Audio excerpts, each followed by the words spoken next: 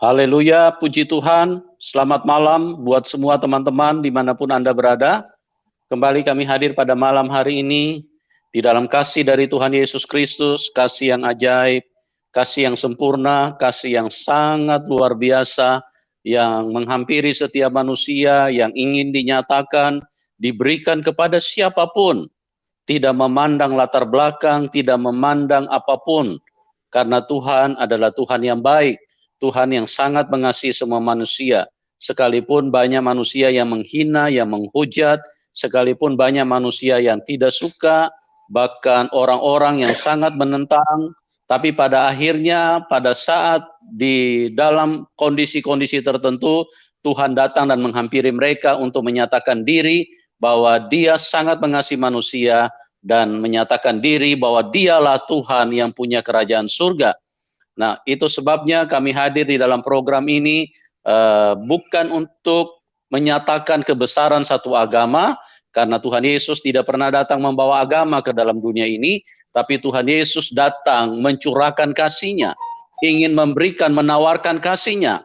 Sebab dikatakan di dalam Yohanes 3 ayat 16, karena begitu besar kasih Allah akan dunia ini, sehingga Ia mengaruniakan anaknya yang tunggal, supaya setiap orang yang percaya kepadanya tidak binasa tapi beroleh hidup yang kekal. Tuhan Yesus datang untuk menyatakan kasih-Nya. Tuhan Yesus datang untuk menyelamatkan manusia. Tuhan Yesus datang untuk memindahkan manusia dari kematian kepada kehidupan.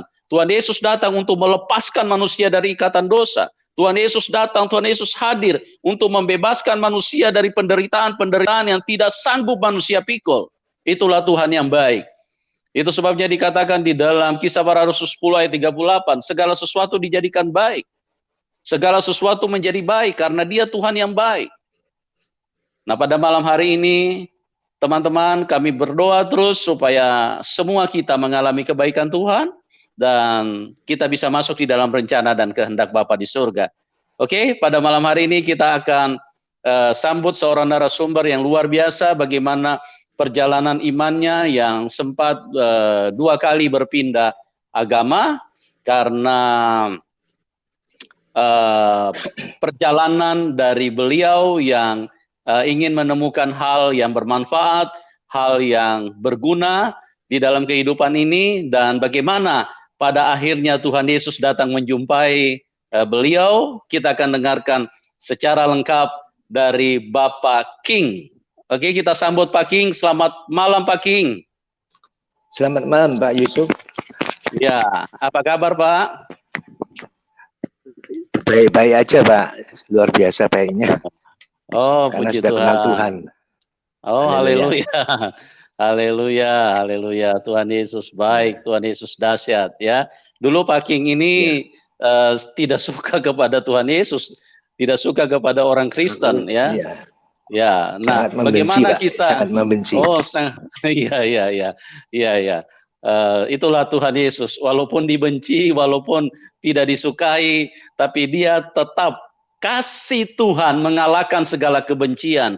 Kasih Tuhan mengalahkan segala kejahatan. Nah, pada malam hari ini kita akan dengar secara lengkap dari seorang Bapak King, bagaimana latar belakang beliau dibesarkan dengan agama Konghucu, dan kemudian dia sempat masuk Islam selama kurang lebih 12 tahun dan akhirnya berjumpa dengan Tuhan Yesus. Oke, kita dengar secara lengkap. Silakan Pak King, waktu dan tempat buat Bapak untuk bersaksi. Silakan Pak. Selamat malam Bapak-bapak, Ibu-ibu. Saat ini saya sangat sukacita bisa menyaksikan sampai di seluruh Indonesia dan di mana-mana. Saya mau bersaksi tentang mulai awal. Saya adalah keluarga dari Konghucu mulai kecil. Sampai umur 23 tahun, saya pindah ke Balikpapan. Kemudian saya di Balikpapan itu tidak ada saudara, tidak ada teman. Jadi saya ini ikut kerja sama orang, tapi tidak ada yang mau dekati saya. Jadi saya ini bingung. Jadi sering kesepian. Hingga saya berkumpul dengan Bapak Muslim yang ada di sana, yang sering menaungi saya, melindungi saya. Waktu saya sakit, dia doakan. Memang dia sepisah kesembuhan. Jadi akhirnya saya sering ditolong. Jadi dia seperti menganggap saya sebagai saudara karena dia juga nggak terlalu tua.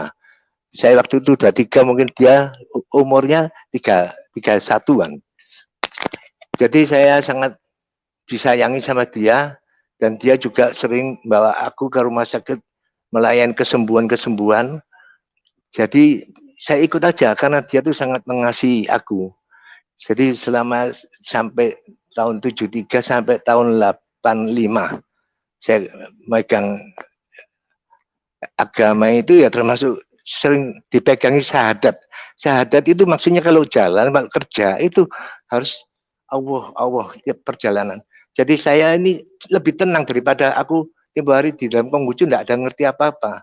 Hanya diajari mama, papa cuma sembahyang kelenteng, minta rezeki, minta selamat, dan sembahyang ngkong emak, nenek sama kakek tiap tahun sembahyang minta diberkati. Aku mulai kecil memang sudah tidak seberapa yakin ya, karena engkong saya itu dulu minum candu ya, zaman dulu itu. Jadi emak saya juga, nenek saya juga tukang jahit. Bagaimana berkati saya? Nanti saya jadi tukang minum candu. Jadi saya mulai kecil sudah mikir, kecuali Tuhan yang bisa berkati. Nah, kalau Tuhan yang mana? Jadi saya ini lebih baik diajari Bapak Islam itu, Muslim itu, saya lebih yakin, lebih tenang dalam kehidupan saya di kota Balikpapan itu. Jadi saya sangat tenang, hidup saya juga bisa kerja dengan baik sampai tahun 79. Saya mengalami kehancuran dalam bisnis. Kemudian saya pindah ke Surabaya. Setelah pindah Surabaya, pegangan saya tetap syahadat itu. Sampai tahun 85 saya nggak tahan karena saat itu bangkrut saya 79 sampai 85 tidak bangkit kembali. Jadi saya pikir saya biasa gampang cari uang, sekarang susah. Jadi saya putus asa. Ini semua adalah perbuatan dari saudara saya yang menghancurkan saya. Saya kan dulu ada perusahaan, karena dihancurkan sampai habis bersih, sampai ke dokter pun nggak ada uang, anak saya sakit itu. Jadi saya sangat menderita. Jadi waktu itu saya nggak tahan. Tahun 85 saya ada rancangan jahat sekali, sangat-sangat jahat. Jadi saya pikir saya putus asa juga. Setelah aku lakukan perbuatan ini, aku juga mau rencana bunuh diri. Jadi Tuhan sangat mengasihi aku. Begitu rancangan itu sudah matang, tahu-tahu malamnya itu saya ditamui. Waktu saya tidur tuh malam didatangi satu orang namanya Yesus itu. Ini musuh saya. Selama ini aku paling benci orang Kristen ini. Jadi kenapa aku bisa benci? Tahun 82, 83 anak saya pernah sakit. Saya ke tetangga pinjam uang, dikenakan orang Kristen itu ya. Kenakan 19%. Kemudian sampai 1 bulan ditolong sama Kristen yang belakang, yang sering ngajak dengarkan ceramah, khotbah minggu, ngomongnya Tuhan, tapi kok gini, yang satu Kristen ini bilang kembalikan uang itu. Sangat kejam itu 19%. Akhirnya saya dikenakan berapa sama orang ini? Dikenakan, saya katakan kamu cuma 12%. Jadi waktu itu gaji saya 250.000. Bayangkan tiap bulan harus bayar 19.000, kemudian ditolong tetap bayar 12.000. Jadi saya pikir ini Kristen ini tiap hari ngomongnya baik, tapi kok gini kelakuannya. Jadi saya putus asa sama orang Kristen itu. Jadi anak saya kalau hari Minggu setelah TV ada gerejanya soal urusan rohani, saya matikan. Saya tidak boleh mereka melihat. Benci banget lah istilahnya. Udah didoktrin sama orang tua, kata ini anak haram, Tuhan Yesus ini anak haram, itu semua palsu, pakai merayu permen dan kue, roti-roti untuk merayu anak-anak sekolah minggu, ya enggak. Jadi saya ini sudah tidak menghormati sama sekali. Begitu saya didatangi waktu itu, dia pakaian bajunya tuh lusu-lusu seperti ya pakaian jelek lah. Dia datang ke rumahku. Waktu saya lihat dia kaget aku. Loh, aku nggak bilang Yesus, enggak. Kamu siapa? Aku nggak kenal kamu.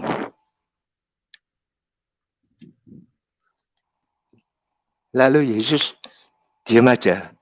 Aku paling benci. Aku paling nggak senang sama anak buahmu semua tuh. Kamu ngajarin kejam, ngajarin nipu, ngajarin segala jelek-jelek semua dari kamu semua. Saya bilang gitu. Jadi waktu saat itu Tuhan Yesus diam aja. Dia bilang, aku sama kau itu sama, katanya. Aku bilang, nggak bisa, aku sama kau tidak sama. Dia bilang, kau dan aku sama, lemah lembut ngomongnya. Jadi saya ini bingung, kenapa orang ini kok suaranya lemah lembut ya? Saya sudah marah-marah kok masih lemah lembut. Aku mau ngomel lagi. Sudahlah, aku nggak percaya. Golonganmu ini sudah nggak beres semua. Ngomel-ngomel sampai satu saat sampai saya kecapean. Saya bilang, kenapa sih? Anda tuh sudah saya omeli. Kok nggak mau pergi? Aku nggak seneng ketemu kamu itu. Jadi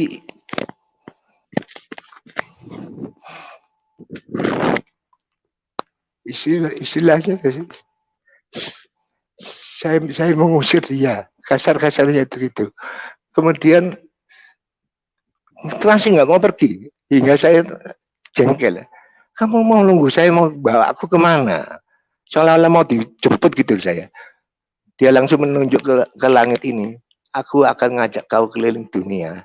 Aku bilang, nah inilah orang Kristen. Model orang Kristen ini seperti orang tidak kerja, pengangguran. Ya nggak? Tiap kali ngajak orang.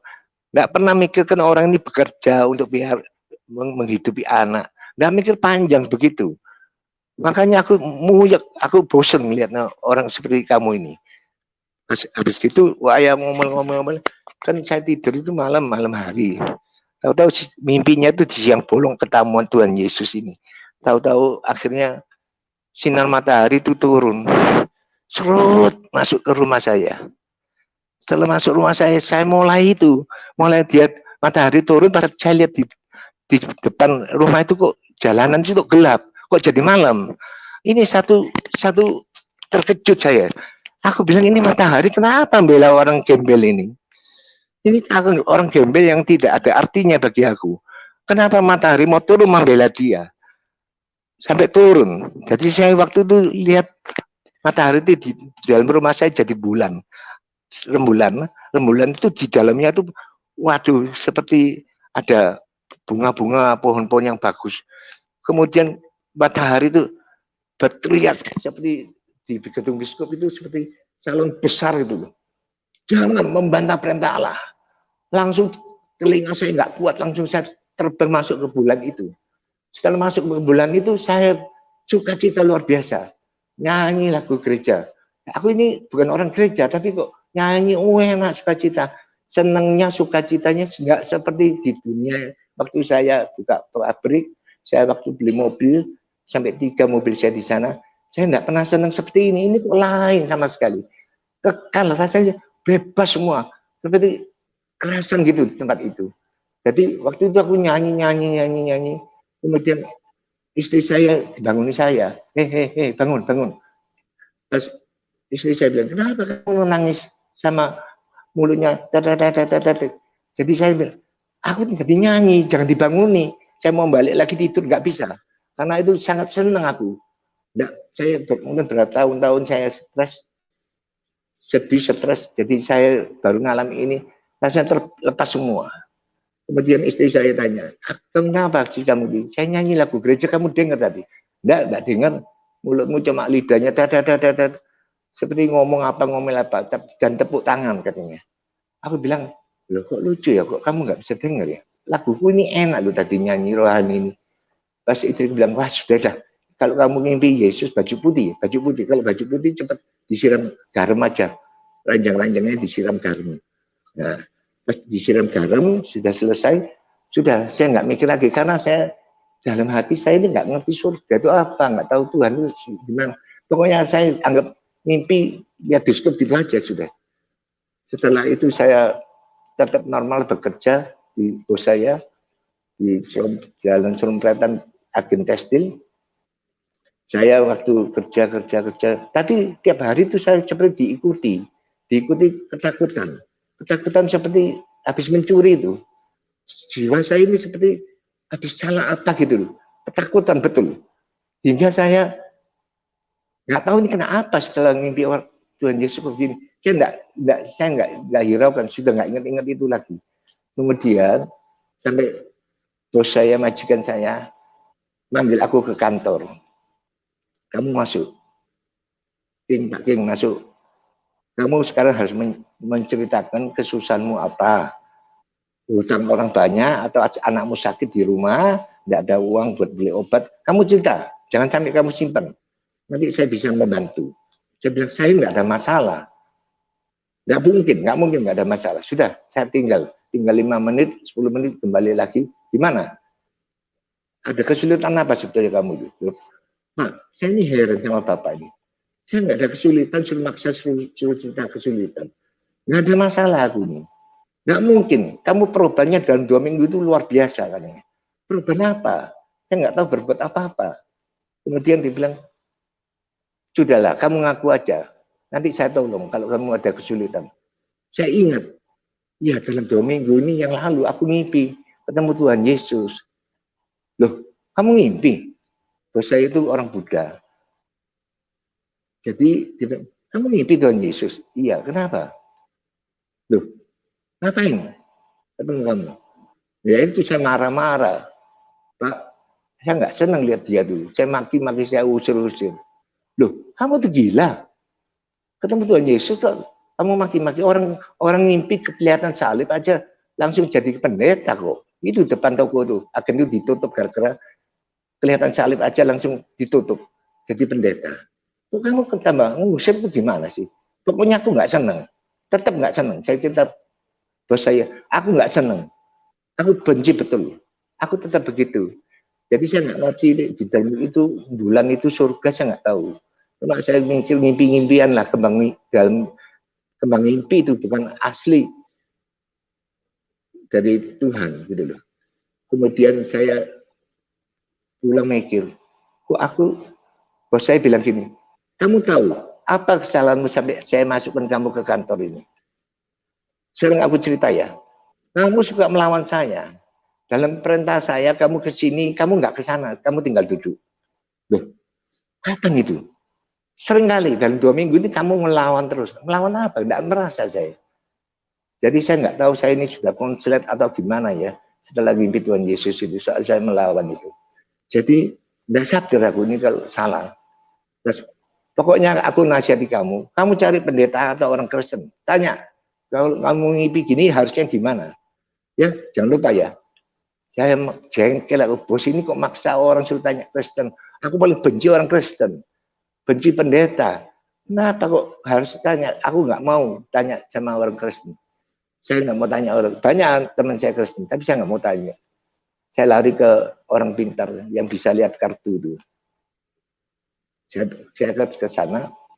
Ya Pak, saya minta tolong Pak. Ada apa kamu? Ada masalah apa? Saya ada kesulitan Pak. Saya bohongi juga. Saya bilang, saya ketemu teman saya, udah meninggal. Tapi aku didatengin, aku mau diajak keliling dunia. Apa aku nggak lama mati, Pak? Coba kamu ambil kartu ini, 10 lembar. Setelah 10 lembar dikeluarkan kartu itu, saya sangat mengharapkan ada jawaban ini. Tahu-tahu dia bilang, dibuka kartu pertama, dibuka. Dia bilang, loh, kamu tuh percaya nggak sama kartuku? Aku bilang, percaya Pak. Loh, kenapa kamu bohongin aku? Aku bilang, bohong apa Pak? Saya enggak bohong. Saya mimpi teman saya meninggal tapi datang ke rumah ngajak saya keliling dunia. Nggak bisa, kalau kamu nggak mau mengaku yang jujur, ini nggak mau saya lihatkan kartunya. Saya buang. Saya bilang, waduh, gimana? Pak, Bapak maaf ya, Bapak kan orang Islam. Ya, kalau saya mimpi saya tunjukkan, bukan sama agamanya Bapak. Bapak bisa memberi aku keterangan yang jujur. Kan Bapak Islam. Tahu saya, kamu mimpi agama lain? Iya. Ngaku aja, saya bersumpah. Apa adanya kartu ini, saya tidak bisa nyelewengkan kartu ini. Dia bersumpah. Setelah bersumpah, betul Pak ya, bersumpah. Saya memang bukan mimpi teman saya meninggal, tapi saya mimpi kelihatan Tuhan Yesus.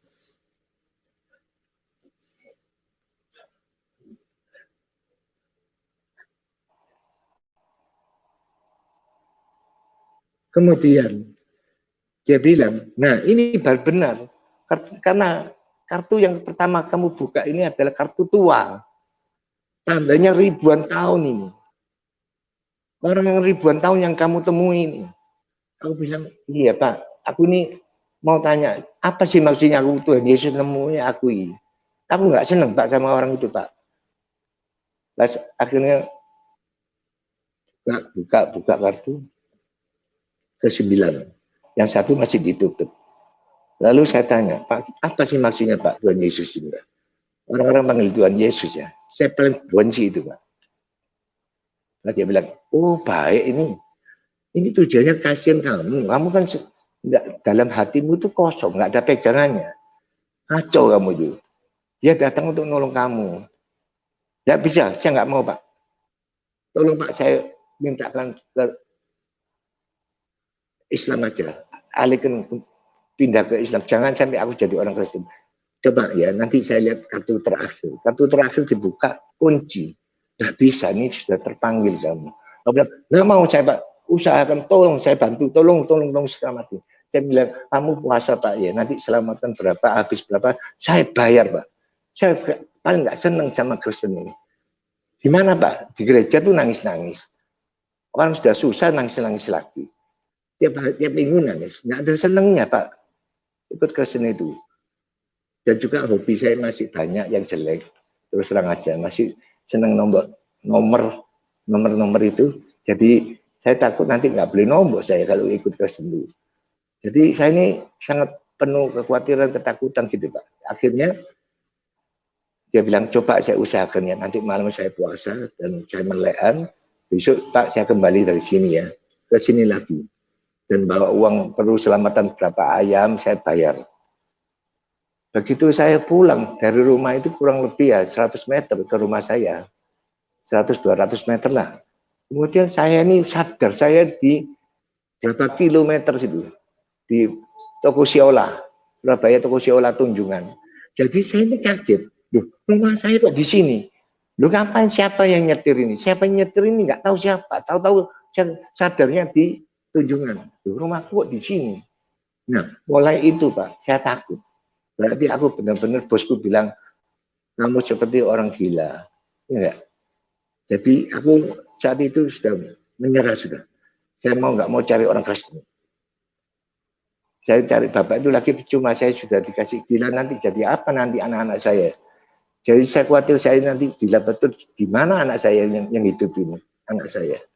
Jadi saya ini akhirnya lari ke rumahnya teman saya orang Kristen. Saya tanya, saya bohongin juga. Ci, saya tanya ya, pendeta itu pintar ramal nggak? Dia jawab bisa ngeramal. Nasib orang A, B, C dia bisa tahu, bisa. Misalnya aku ada masalah apa dia bisa tahu. Loh, kok aneh ya, kok pinter ya, lebih pinter dari dukun. Saya bilang, saya mau coba, saya mau tahu pendeta yang mana itu. Ya nanti hari Kamis ya, ini kan Selasa. Lusa kamu ke rumah saya, sama-sama pergi ke sana. Kemudian saya ikut dia ke sana. Tapi dia waktu masuk, saya nggak berani masuk. Karena di dalam tuh banyak orang Kristen, apa ya, teriak-teriak, Yesus, Yesus. Aku dengar itu nggak kuat, aku di dalam itu, pusing kepalaku. Jadi saya ini nggak mau masuk. Saya di ruangan depan itu, ruangan depan. Saya dengarkan gimana ceritai juga cari pengalaman orang sembahyang gimana itu modelnya. Tahu-tahu sudah buyar, teman saya keluar. Kok, tadi kok Taci juga nggak ngajak aku, kok juga nggak ngajak aku. Ngapain aku kesini tadi? Kok ditinggal masuk? Aku masuk sendiri nggak berani. Soal banyak orang teriak-teriak itu. Sembahyang penuh bahasa roh itu. Jadi saya bilang, percuma saya ke sini. Ya sudah masuk-masuk. Ini tempatnya, waktunya orang doa pribadi. Ada beberapa orang, 8 orang itu doa pribadi. Nah, waktu saya masuk duduk di situ, saya ini dalam hati saya, sampai di mana kepintaranmu? Kalau kamu tahu mimpiku, pendeta yang sakti. Kamu kalau tahu mimpiku, baru aku percaya bahwa itu saya ngimpi itu iblis atau Tuhan atau apa, saya mau tahu dari pendeta ini. Jawaban dari pendeta malam ini. Jadi aku juga harapkan saya jangan sampai gila. Daripada saya tidak menyerah, saya juga bisa gila. Jadi akhirnya, akhir kata saya ini dengarkan orang didoakan. Kenapa kamu berjinak lagi? Taci-taci, cewek-cewek itu, kandunganmu mulai infeksi lagi. Pas taci itu teriak, Tuhan ampuni saya. Aku bilang, gila itu. Udah berjinak masih mengaku ampuni saya. Kok nggak malu? Jadi saya pikirannya nggak seperti orang anak-anak terang. Masih aneh gitu. Kok yang ngaku ya di depannya orang banyak. Jadi waktu itu pas pendeta itu datang ke tempat saya berdoa, mau doakan saya. Aku kan melek matanya karena saya ini nggak ngerti apa-apa. Dia bilang tutup matamu, tutup gimana? Berdoa, berdoa apa? Saya nggak ngerti. Doa mengucapkan apa? Haleluya. Haleluya itu apa artinya? Aku mau tahu dulu. Dia nggak tahu, saya nggak mau doa. Dia bilang haleluya, aku percaya. Tak pikir lagi, ya sudahlah. Sementara aku bilang percaya aja daripada saya nanti gila. Dan saya bisa membuktikan bahwa ngimpi saya itu apa. Setelah dia pegang kepala saya, dia bilang apa?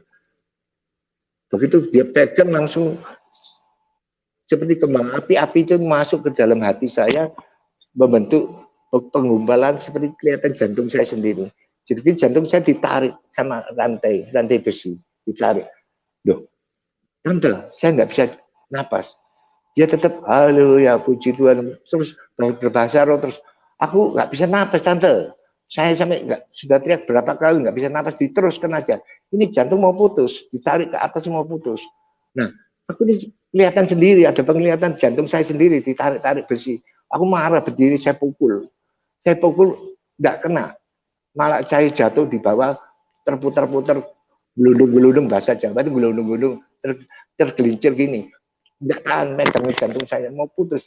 Saya mau mati, saya mau putus jantung saya. Akhirnya betul-betul putus. Langsung kepala saya ke tanah, blek. Langsung aku lihat sinar lagi, sinar bundar. Waktu itu bukan, saya tadi loncat ceritanya. Waktu dia kelihatan jantung itu, dan juga tante ini berteriak, memarahi saya. Kenapa kamu membantah perintah Allah? Allah mengasihi kamu. Allah memanggil kamu, memilih kamu. Kok sama ya? Mimpiku seperti di matahari itu bersuara. Nah, waktu itu pas aku nggak tahan itu, langsung mukul pendeta itu. Mukul pendeta itu pas saya terjatuh di bawah, terkipai-kipai seperti ayam baru disembelih itu. Terkipai-kipai. Ketemu Tuhan Yesus. Setelah ketemu Tuhan Yesus di dalam sinar, aku heran. Pendeta ini kenapa tahu? Waktu saya tersungkup yang kelihatan itu aku. Tapi pendeta ini kok bilang, apa yang kamu lihat? Loh, kok sakti ya pendeta ini ya? Terus aku bilang, aku kelihatan Tuhan Yesus. Benar, kau adalah Paulus, katanya. Namun seperti Paulus, kau terpanggil. Setelah itu, saya bangun dari celungkupanku itu, langsung damai hati. Seperti beban saya itu hilang semua. Saya bilang, gimana ya? Aku ini tiap hari ngomel-ngomel, tidur malam ngomel-ngomel, yang bikin susah saya itu si A, si B, si C. Kok sekarang hilang semua? Kok nggak mikir itu? Jadi heran, saya bingung sekali. Kenapa bisa gini ya? Lalu saya nggak mau tunduk pada gereja, saya nggak mau tunduk pada pendeta. Tetap nggak mau tunduk. Saya di rumah, kalau sudah jam 6 malam itu, saya ada Roh Kudus datang, mimpin aku muji-muji Tuhan. Saya beli kaset yang bekas pita itu, saya setel. Aku nyanyi itu pas bisa datang bahasa roh, bahasa lidah, sampai 2 jam. Jadi saya setiap hari itu cuma kerja gitu sampai 3 bulan, baru aku mau nginjak gereja. Setelah nginjak gereja, izin ke gereja, coba-coba. 3 bulan doa terus di rumah, muji terus di rumah. Saya nggak terima masuk gereja. Akhirnya saya coba-coba masuk gereja. Pas ke gereja Sawaan itu, Umi saya yang tua itu. Begitu pas saya ke sana, duduk, tahu-tahu dikasih itu anggur sama roti. Saya nggak ngerti, kok baik ya. Tapi kok ya sedikit ya. Rotinya kok kecil ya. Nggak mau kasih orang yang agak besar sedikit lah. Kok kecil betul, masjid ini orang gereja ini. Begitu saya terima langsung saya makan. Saya minum. Jadi situ berdiri angkat anggur itu. Saya nggak ada habis sudah. Saya nggak ngerti sama sekali itu. Ada tradisinya gereja tuh. Jadi akhirnya saya dikasih tahu orang jangan diminum tuh kok. Habis minyak kamu. Jadi kita ketawa sendiri gitu. Kok bisa gitu bodohnya kita itu. Jadi akhirnya saya tetap pertahankan tidak mau baptis. Saya sudah suka cita luar biasa, sudah senang luar biasa. Saya nggak mau baptis. Sampai tahun 87. Jadi setelah berapa tahun itu saya pertahankan 85, 86 itu saya penuh Roh Kudus terus di rumah di gereja-gereja, tapi saya anti baptis. Karena baptis ini udah termasuk disumpah. Tidak boleh berubah lagi. Saya masih mau cari kesempatan berubah lagi. Karena aku betul-betul lihat orang Kristen ini berapa puluh orang itu seperti munafik semua. Jadi tidak ada kasih. Hanya cuma ngajak-ngajak, tapi tidak ada kasihnya sama sekali. Jadi akhirnya saya ditegur di Betani, gereja Betani. Saya ditegur sama anak umur 8, gadis anak 18, umur 18. Susu diperintah sama Tuhan untuk baptis. Aku bilang, aku udah 40 tahun. Kamu masih berapa tahun? 18 tahun kok berani merintah aku baptis. Kamu kok nggak salah. Kamu yang belum baptis mungkin. Terus anak gadis itu bilang, suara Tuhan tidak mungkin salah. Sekali lagi Tuhan perintah baptis. Aku pas kaget, kamu suara Tuhan. Kamu juga bisa dengar suara Tuhan. Iya. Jadi dia sudah catat nama saya. Setelah nyatat nama itu susah hatiku. Susahnya apa? Ya dari istri saya di rumah juga nggak setuju. Saya ikut Kristen apalagi baptis. Dan juga saya nanti jadi apa setelah baptis ini? Tidak bebas aku ini. Terikat. Kalau melanggar sedikit dosa. Aku cuma khawatirnya itu aja. Kesenangan saya, hobi saya masih belum hilang. Setelah itu saya bilang, Jen, aku mau baptis. Ya baptis saja, kaget aku. Tuhan, gimana istriku? Terus istriku jawab, nggak apa-apa loh, aneh. Aku paling takut, paling gak seneng baptis kok istriku setuju. Tapi tidurmu agak sore ya, jam 10. Kamu biasa tidur jam 1, jam 12. Tidurmu nanti jam 10, saya diperintah tidur jam 10. Nah, aku bilang, masa bisa tidur aku? Ya coba aja nanti, coba tidur jam 10. Saya bangunnya jam 4 pagi baptis. Nah, ini kedua kali. Saya juga sangat bingung. Yesus itu, Tuhan Yesus itu kok begitu pengasih. Udah tahu serucil. Begitu saya mau baptis, dalam hati saya kebingungan itu kok. Begitu saya bau bantal, langsung tidur. Saya ketamuan lagi. Tuhan Yesus lagi. Bawa Alkitab itu 1,5 meter persegi. Alkitabnya besar sekali. Saya didudukkan di meja. Seperti didudukkan di meja. Padahal saya tidur. Seperti aku dilesi. 1 jam. Jam 11. Aku jawab, ya Tuhan selanjutnya. Kemudian istri saya dari jauh teriak, tidur loh, jangan doa terus. Saya nggak doa, ini aku belajar sama Tuhan. Istri saya nggak tahu.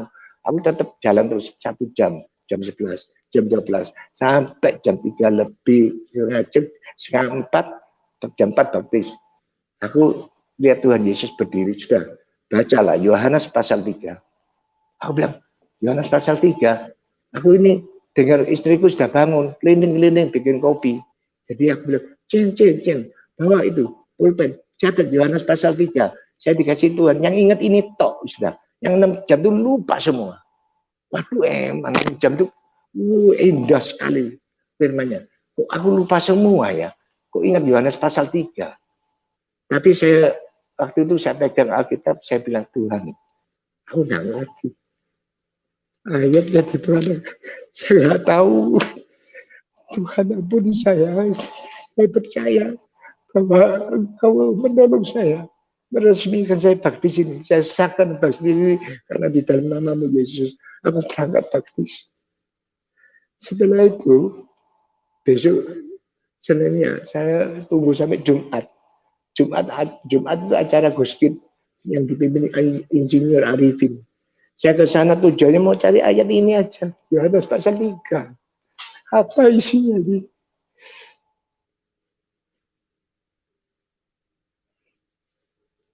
Pas saya masuk di gereja itu, aku tuh agak telat. Aku datang ke gereja itu, semua sudah puji-pujian.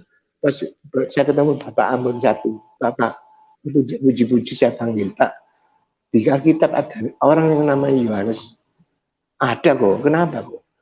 Yohanes pasal 3. Saya dapat ayat ini ada enggak? Ada, tapi jangan ganggu saya muji Tuhan. Langsung aku bilang, ya Pak, maaf Pak. Nanti selesai kebaktian barusan kamu tanya. Ya Pak.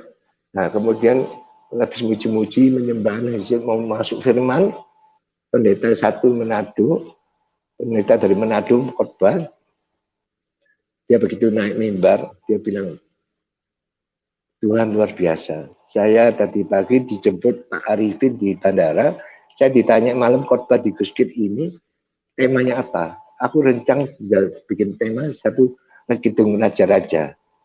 Tapi waktu saya Pak Arifin mimpin pujian, saya doa di bawah, Tuhan negur saya satu kali, berubah firman. Saya bilang, tidak bisa Tuhan. Pas kedua kali, teguran lagi, saya bilang, nggak bisa Tuhan. Karena saya nanti kacau khotbah saya ini. Begitu saya sadar kenapa saya melawan Tuhan, pendeta itu yang ngomong, pendeta yang ngomong. Dia bilang, akhirnya ketiga kali bilang, ya Tuhan, aku taati perintahmu Tuhan. Akhirnya kamu khotbah Yohanes pasal 3. Jadi Bapak Ambon ini pegang saya, ini firmanmu. Satu gedung ini untuk kamu aja nih, pertanyaan ini. Jadi Tuhan itu luar biasa.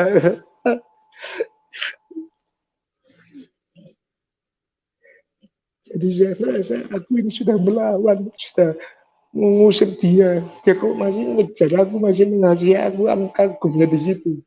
Kenapa Tuhan ini kok gak berhenti-berhenti yang mengasihi aku? Pas dia baca Yohanes pasal 3, isinya Nikodemus di malam hari datang mengunjungi Tuhan Yesus. Tanya Tuhan Yesus, bagaimana aku ini imam besar, apakah aku bisa masuk ke surga? Tuhan Yesus bilang, bila kau melahirkan dari air dan roh, baru bisa lihat kerajaan Allah. La ilaha, jadi aku baptis ini betul-betul disangoni Tuhan supaya yakin 100% diharuskan baptis. Jadi iman saya tambah timbul, waktu itu tambah yakin, Ya itu akhirnya sampai di baptisan itu sudah selesai, aku sering dapat firman-firman dalam hikmat doa firman. Jadi saya juga mencari di dalam kekristenan itu banyak pendeta khotbah. Percayalah, kau pasti selamat. Siapa melalui aku, kau mesti selamat. Mintalah akan diberi. Ya, ampunilah kesalahannya orang lain. Ampuni musuhmu. Aku pertanyaan kata-kata ini sudah menaung di pikiran saya, nggak masuk akal. Nggak gampang. Sedangkan saya benci orang itu sampai saat ini aku ikut Tuhan 2 tahun masih ingat kebencian ini. Nggak masuk akal. Jadi yang saya kejar, yang saya pikir kebencian, akar kepahitan ini masih ada. Kemudian Tuhan, ampuni saya. Aku sudah 2 tahun masih ingat kebencian ini. Masih nggak bisa melupakan musuh saya. Tuhan, aku nggak bisa apa-apa. Kalau bisa ya, Tuhan lupakan saya kebencian ini. Saya nggak mau benci. Tapi nggak mungkin Tuhan saya dihabiskan total. Sampai 0. Sampai anak saya ke dokter nggak ada uang. Padahal saya ini tujuannya nolong dia sampai habis. Malah aku dimatikan, dihancurkan kerjaan saya. Jadi waktu itu saya nggak bisa sama sekali mengampuni. Nah setelah itu, nggak lama kemudian, saya ini tidur. Ya tidur lagi. Dapat mimpi lagi. Waktu itu saya persekutuan banyak teman-teman menyanyi lagu gereja. Setelah itu,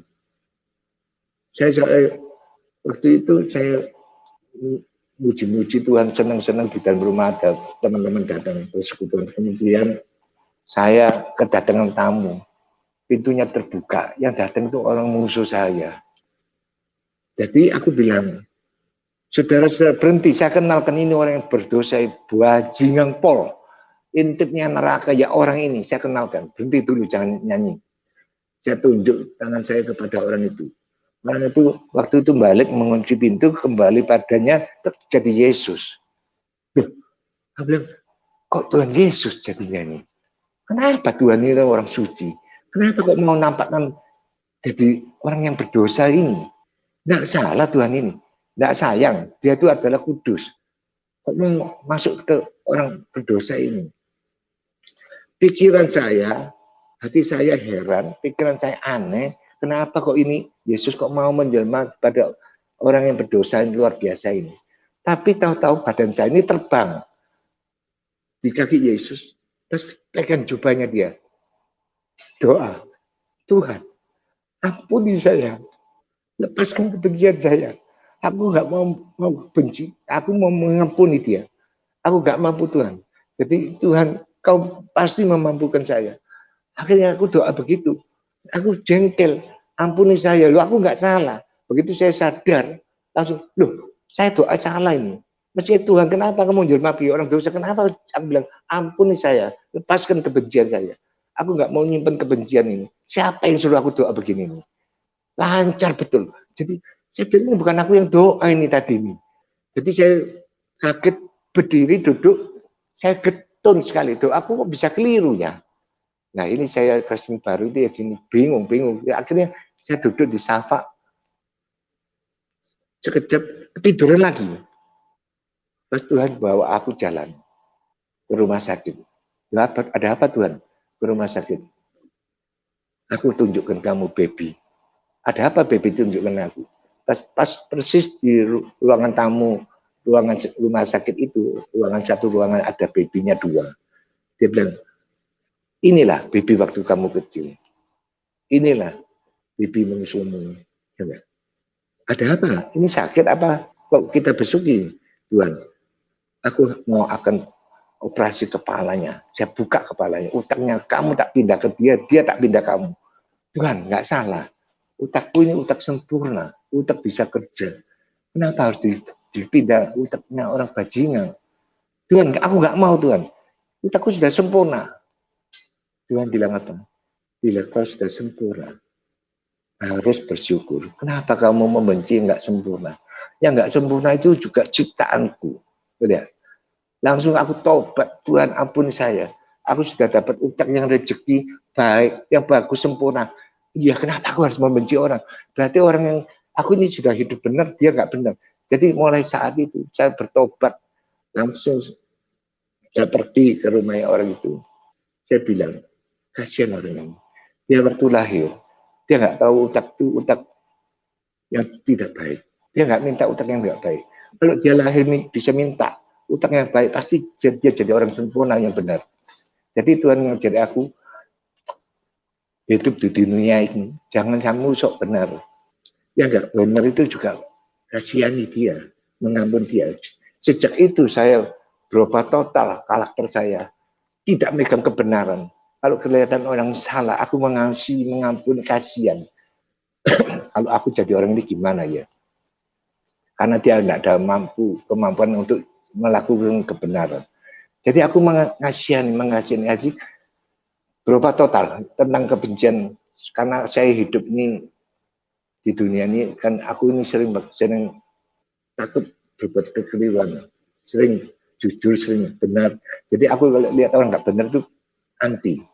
Jadi itu waktu itu saya berubah total. Saya bisa mengasihi, mengampuni orang yang salah atau orang yang hidupnya nggak benar. Jadi saat ini itu saya berubah total dalam hidup saya ini. Jadi tentang aku mau bagi lagi sedikit ya. Waktu saya ikut Tuhan itu berdoa dalam Roh Kudus itu. Aku pernah ditegur istri saya. Kenapa kamu doa enggak pernah minta gaji naik? Kamu 3 tahun gajinya tetap aja, enggak pernah doa minta naik. Aku bilang, aku gak pantas. Aku sudah dari gila sampai sembuh. Dan juga Aku nggak diajar Tuhan untuk minta gaji naik. Yang doa itu bukan saya. Saya ini orang baru, nggak bisa doa. Penuh Roh Kudus yang memimpin aku doa. Tiap kali doa saya catat di kertas. Kertasnya apa? Robah sifat, aku minta robah sifat, aku minta robah karakter seperti Engkau Yesus. Itu kata-kata itu. Saya tulis di kertas terus. Roh Kudus memimpin saya bicara ini terus. Nggak tahu maksudnya apa. Ya nggak? Padahal saya nggak tahu salah. Akhirnya nggak lama. Saya lihat firman itu, mintalah akan diberi. Tepuk tangan. Di gereja kan sering gitu. Jadi siapa percaya Tuhan itu bisa dimintain. Minta apa saja pasti dikasih, diberi. Nah ini saya mau ungkapkan sekali lagi. Aku pernah ke Jakarta untuk pulaan baju konveksi. Tahu-tahu satu hari saya naik pesawat jam 4 pagi sampai sana jam 8, jam 6, setengah 7, langsung masuk ke Tanah Abang, metro, mau pulang. Tahu-tahu saya putar semua satu hari sampai jam 5 sore, tidak ketemu barang yang bisa aku ambil. Jelek semua. Nah, waktu itu saya kecewa, masuk ke hotel saya bilang, saya ini salah timing, salah waktu. Hingga saya ini saat ini rugi pesawat ini. Tuhan, tolong Tuhan, pinjamilah mata Engkau kasih aku, utakku, diganti utakmu Tuhan, supaya aku bisa mencari barang, supaya dapat pulang, jangan sampai nggak dapat barang. Kemudian saya pagi itu bangun, masuk ke tempat itu tadi yang kemarin saya ajak mau sampai lama nggak ada barang bagus, tokonya juga nggak ada barang bagus, Aci itu nggak ada barang bagus. Kemudian saya masuk mampir lagi, Ci, selamat pagi. Saya lihat tokonya, kok bagus semua. Saya heran, saya tanya dia, ini barang baru? Enggak, udah 2 minggu kok. Enggak ada, kemarin nggak ada kok semua. Jadi Tuhan memimpin kita, bisa membantu kita bekerja. Jadi saudara-saudara, kalau kita doa sama Tuhan, jangan minta-minta terus, minta ini, minta itu. Tuhan minta karakternya Tuhan. Kenapa? Dia ada perusahaan besar satu. Banyak saudara lupa. Dia adalah perusahaan menciptakan manusia. Bila manusia ini sudah jatuh dosa, kalau kita minta A, B, C, D, minta obat untuk sembuh, minta uang, minta apa, minta mobil, minta rumah, salah semua. Saya anjurkan, mintalah karakter Tuhan, mintalah mata seperti Tuhan, mintalah sifat seperti Tuhan. Kalau ini semua dirubah, Anda sudah nasibnya jadi baik. Nggak mungkin kamu gagal di dalam apapun, dalam kerjaan. Jadi saya mengimbau, saya ini sudah umur tua, bagi umur yang masih muda-muda, umur 35, 40 lagi berjuang, lagi ngotot-ngototnya kerja. Ikut Tuhan, jangan main-main. Jangan diambil enaknya aja. Tuhan bilang minta diberi kok. Doa minta enggak dikasih, kecewa enggak ke gereja. Jadi akhirnya gereja ini jadi kewajiban-kewajiban aja. Kalau mau betul-betul mau seperti Tuhan Yesus, itu asli. Pikul salib seperti dia. Waktu itu saya bilang, orang-orang bilang pikul salib, aku nggak ngerti. Akhirnya karakter saya dirubah semua sih, dirubah. Saya ini sudah berubah total dari tahun berapa itu sampai tahun 85 itu sampai umur dewasa ini Tuhan, aku bisa bimbing anakku. Dan juga anak ini perlu didoakan, diarahkan kepada Tuhan. Jangan, ya biar papa yang doa aja, bapak yang doa. Kamu masih muda, jangan doa. Itu kerjanya Ayub. Ayub itu diberkati Tuhan luar biasa. Nggak mungkin Tuhan mengutuk dia seperti itu susahnya. Karena dia tidak pernah mengajar anaknya. Anaknya itu sampai satu meninggal. Jadi saya cuma bagi sedikit ya, ini perkiraan saya. Jadi banyak pendeta bilang, Ayub dicoba ya apa. Semua pencobaan datang itu karena kita yang salah. Kalau kita nggak salah, nggak akan datang cobaan ini. Karena tidak terasa, kalau dicoba pun kita nggak terasa, karena kita sudah kuat dalam Kristus. Coba jelek, fitnaan, caci maki, nggak bisa lengket, nggak bisa lengket. Sakit hati itu nggak bisa lengket, cepat lepas. seperti lewat itu aja. Jadi saya mumpung sekarang ini ada kesempatan Pak Yusuf memberi saya kesempatan bersaksi ini juga membagi supaya saudara-saudara yang orang Kristiani bisa seperti aku berani menempuh pencobaan-pencobaan, bisa minta kekuatan di Tuhan sungguh-sungguh. Kekuatan Tuhan itu memang harus diminta dari tulus hati. Tuhan, aku minta otakmu. Tuhan, minta cara pikiranmu. Saya nggak mau pakai pikiranku ini jelek, pikiranku ini bodoh. Aku sering doa gitu kalau di dalam pimpinan Roh Kudus itu. Jadi saudara-saudara, sekarang saya sudah umur hampir 70. Ya, jadi saya ada kesempatan hari ini. Saya juga menepi permintaan Tuhan. Dia ngajak aku akan ngajak kau keliling dunia. Saya tunggu 35 tahun. Hari ini, saya betul-betul sudah diajak keliling dunia tanpa naik pesawat. Suara saya sudah sampai kemana-mana. Saya puji Tuhan, bersyukur Tuhan sangat murah hati, dan Tuhan sangat menepati janjinya. Tuhan tidak akan mengecewakan saya. Soal istri saya juga ada. Kamu ngimpi mau diajak keliling sampai sekarang nggak diajak keliling. Nah inilah sekarang musim COVID ini kebetulan Pak Yusuf ini juga diberkati Tuhan sampai luar biasa pakai cara ini. Jadi aku ini tergerak sampai telepon ke kantornya Pak Yusuf. Setelah aku telepon ke kantor, saya ada ketakutan lagi, saya batalkan lagi. Kemudian saya 1 minggu tidak bisa tidur karena habis membatalkan kesaksian ini. Kemudian saya minta lagi sama Ibu Carolina ini, saya bilang aku mau saksi. Kok aku? Ya, aku batalkan waktu cerita sama Anda kesaksian sedikit itu tahu-tahu saya nggak bisa tidur. Malam tidak bisa tidur, nggak tahu ngalami gini aku.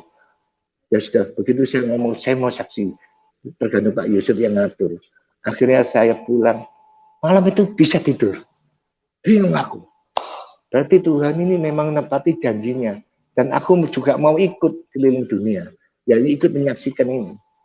Jadi memang Tuhan memang suruh saya buka saksi. Cuma satu heran, saya ini heran sekali. Matahari itu kok bisa turun? Ya, jangan membantah perintah Allah. Yesus itu siapa? Jadi kok apa ini Allah? Jadi waktu selang berapa saat itu saya bingung dengar orang kata Yesus ini bukan Allah, Allah itu yang Rasul bilang Allah. Aku dalam hati ini mulai bertahun-tahun ketawa. Sedangkan matahari mengakui bahwa Yesus itu Allah. Jadi saya memang menyaksikan apa adanya yang kejadian pada saya. Saya nggak nambah-nambahin, nggak ngecap-ngecapi, nggak ada keuntungan apa-apa bagi saya. Yang percaya baik, yang nggak percaya berdoalah. Coba tanyakan Tuhan kesaksian saya ini benar apa tidak. Sudah Pak Yusuf, jadi kesaksian saya. Haleluya. Ya. Puji Tuhan, Pak King, luar biasa sekali karya Tuhan Yesus di dalam hidup Bapak.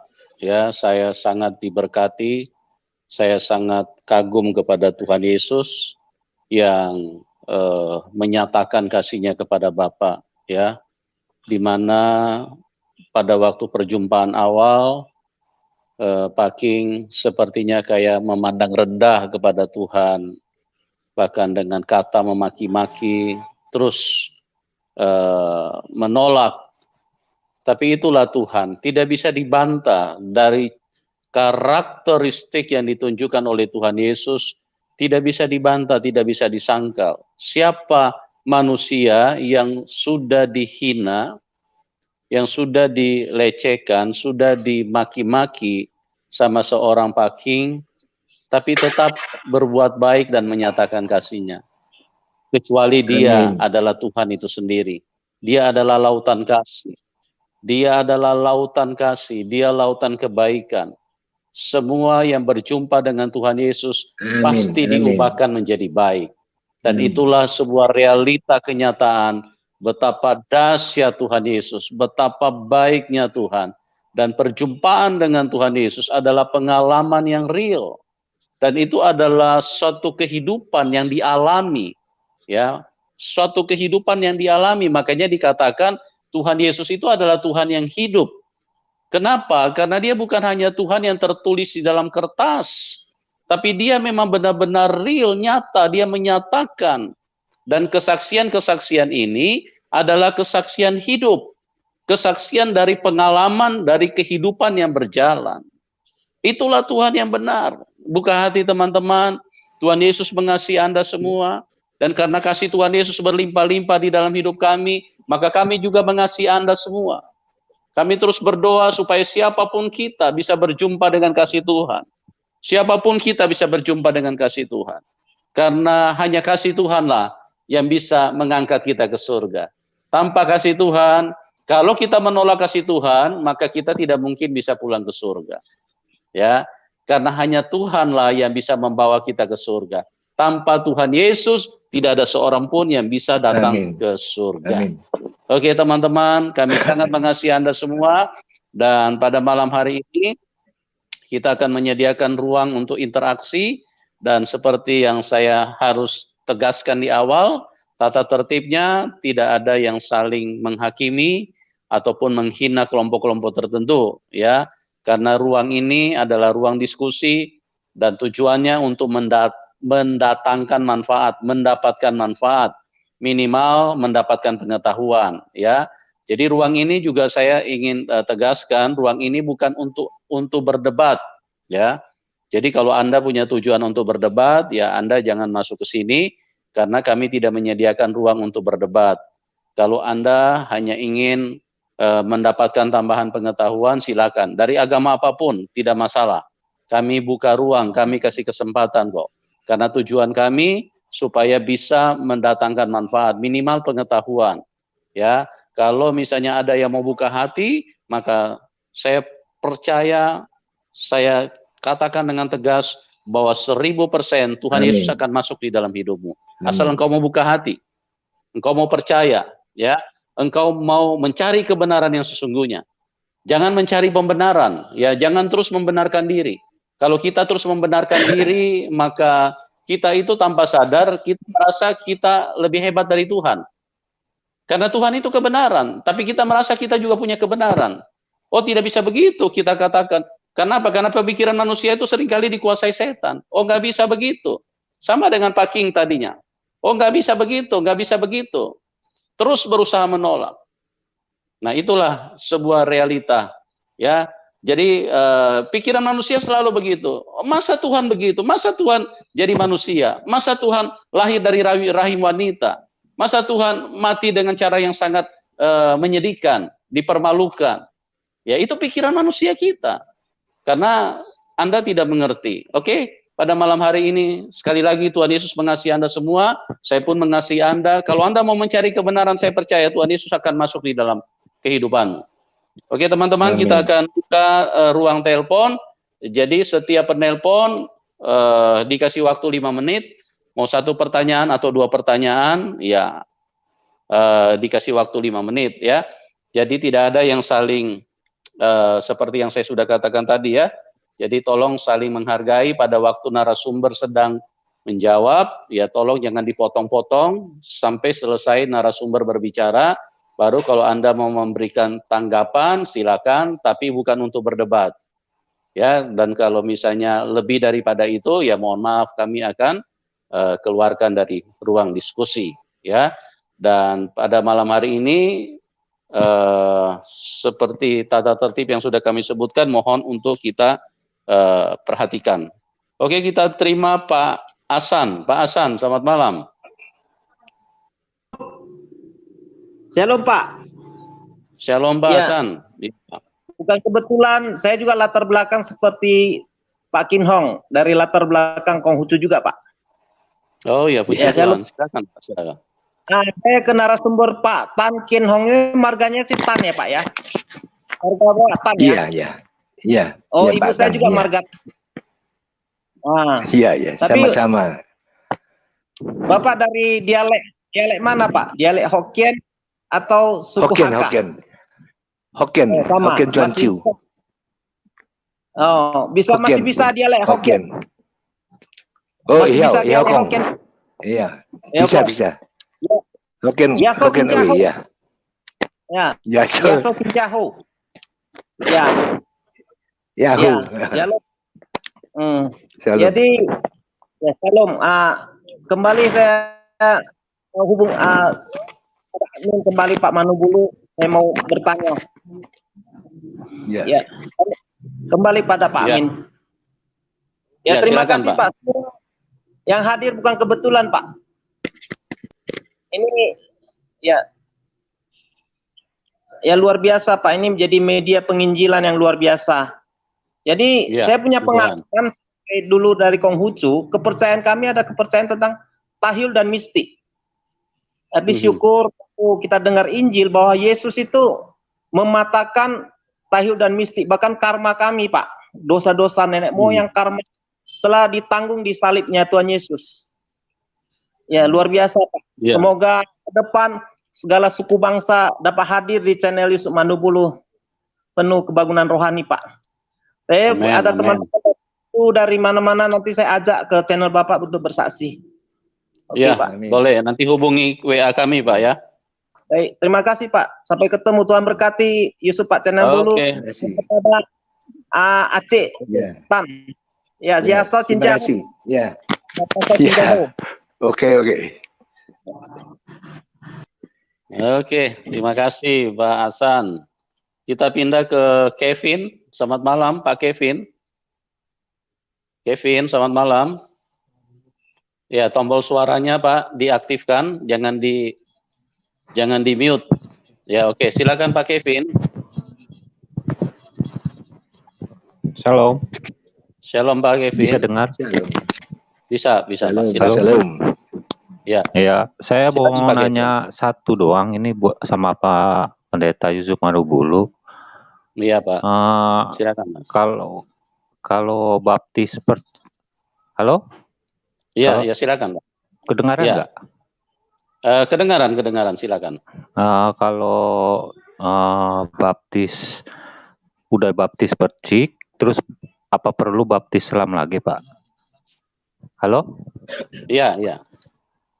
Iya, pertanyaannya Kalau itu sudah saja. baptis percik, kalau sudah masalah baptis, kalau sudah Iya. baptis percik, apa perlu baptis ulang lagi? Baptis selam gitu, Pak. Itu aja, Iya, Pak, saya iya. mau nanya. Oke, Pak Kevin. Jadi saya jawab ya. Jadi berdasarkan yang tertulis di dalam Alkitab, baptisan itu tujuannya adalah menguburkan hidup lama, kehidupan daging, kehidupan jasmani. Ya, jadi kita kalau asal katanya itu dari baptiso, artinya ditenggelamkan. Dan pengertiannya itu dikubur.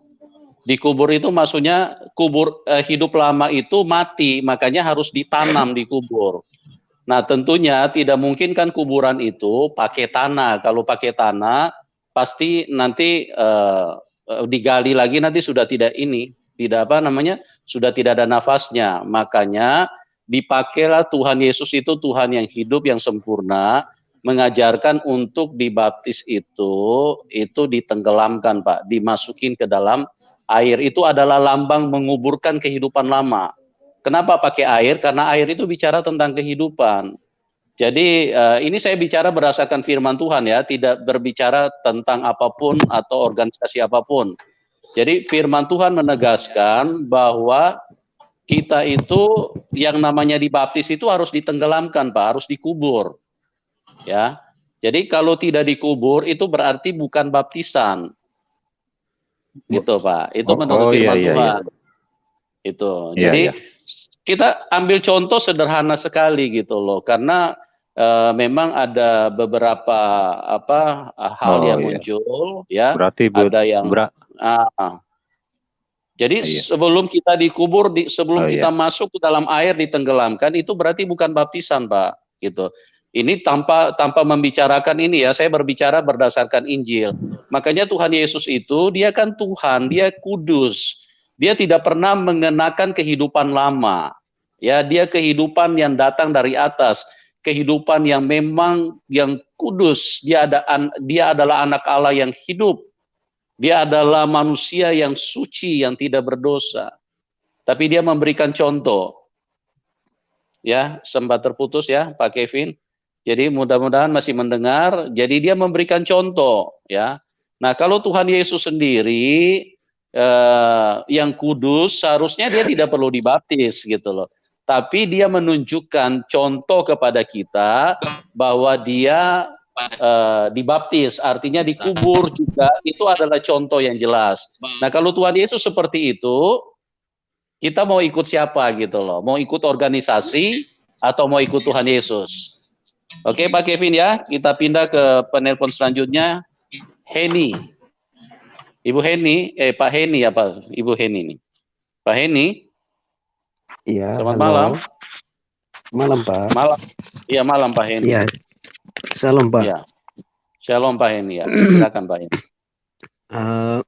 Ini saya juga mau bertanya dulu lah ya sama Pak narasumber kita. Silakan Pak. Kira-kira setelah pindah ke agama yang baru, apa sih kerugian yang dirasakan? Saya tidak mau nanya enaknya, kerugiannya saja dulu, Pak. Maksudnya apa ya? Kerugian apa maksudnya? Ya istilahnya ada yang apakah ada yang tidak enak setelah melakukan ke agama yang baru ini atau gimana gitu? Saya kira saya tempoh hari ikut Islam itu hanya untuk keteguhan hati, karena saya dari Konghucu tidak ada pegangan sama sekali. Setelah aku ikut Islam ini ada satu pegangan, kehidupan ini tenang, tidak penuh ketakutan, kekhawatiran, gitu loh. Tapi di dalam Kristen ini aku nggak sangka setiap unek-unek saya, pertanyaan saya itu terjawab spontan di buku Alkitab ini. Satu contoh, saya setelah ngimpi Tuhan ini, saya di dalam persekutuan saya saksikan, bukan saksi, saya pelayanan doa, pelayanan orang, doa untuk orang sakit lumpuh sembuh. Saya dirasani, di gunung, istilahnya dianggap sesat, sudah berdiri lumpuh tuh. Dan juga yang gila, aku doakan juga. Jadi saya ini bingung, kenapa orang yang seperti aku ini tulus, jujur, nggak pernah sekolah Alkitab, tapi Tuhan tuh suruh saya pergi ke sana untuk doa, suruh bantu doa ini.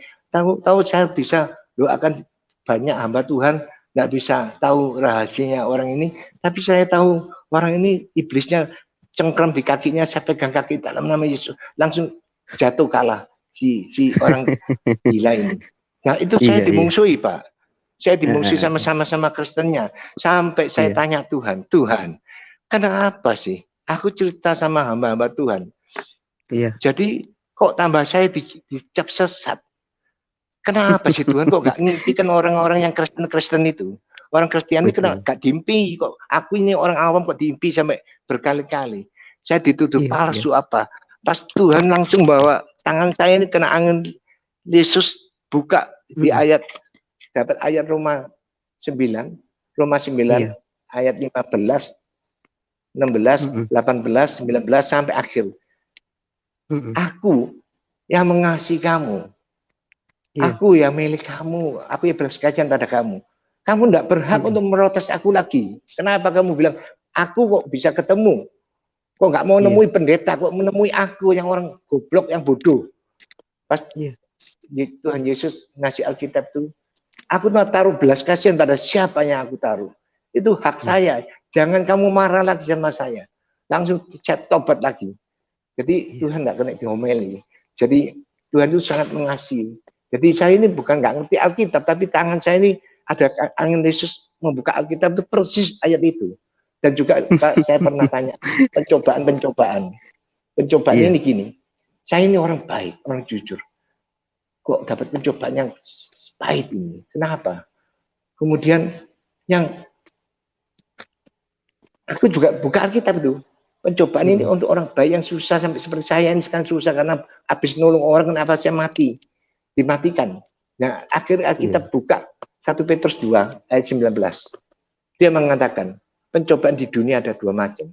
1, karena kamu berbuat dosa. Itu pencobaan datang itu upah dosamu. Ada lagi 1 pencobaan yang karena kamu berbuat kebaikan. Itu datang pencobaan, itu kasih karunia. Baru lega. Amin, amin. Aku sampai putus asa. Pencobaan ini orang baik udah pencobaan. Aku ini penasaran Tuhan ini enggak ada atau gimana gitu loh. Pertama itu saya dulu itu gitu. Kacau, enggak ada yang saya tanyain. Gitu loh. Iya Pak, makasih lah kalau gitu ke. Ya. Oke Pak, makasih atas penjelasannya ke Pak. Terima kasih Pak. Pak Yusuf Manobulu. Iya Pak. Ini saya mau nanya juga ini Pak. Ya silakan Pak. Yang terdapat di surat Matius. Matius berapa Pak? 12:31. Ya, mengenai bisa dibacakan? Coba bisa ditampilkan Pak atau enggak bisa? Oh bisa sebentar ya. Ya. Iya. Matius 11 ayat 31. Iya 12:31. Oke, kita tampilkan sebentar ya. Oke, ayat 31. Ya. Sebab itu aku berkata kepadamu, segala dosa dan hujat manusia akan diampuni, tetapi hujat terhadap Roh Kudus tidak akan diampuni. Iya. Ya, yang mau ditanyakan apa Pak? Kira-kira itu gimana maksudnya itu Pak? Menghujat itu maksudnya gimana itu ayatnya firman itu? Ya, menghujat itu karena gini, bangsa Israel pada waktu itu menganggap Tuhan Yesus itu hanya sebagai manusia. Tuhan Yesus sudah berulang-ulang katakan bahwa yang mengerjakan semua ini adalah Roh Kudus. Nah, Roh Kudus itu sangat sensitif gitu loh. Betul. Roh Kudus itu sangat lembut. Jadi semua perasaan manusia itu berasal dari Tuhan itu sendiri, dan perasaan itu ada di dalam roh manusia itu sendiri gitu loh.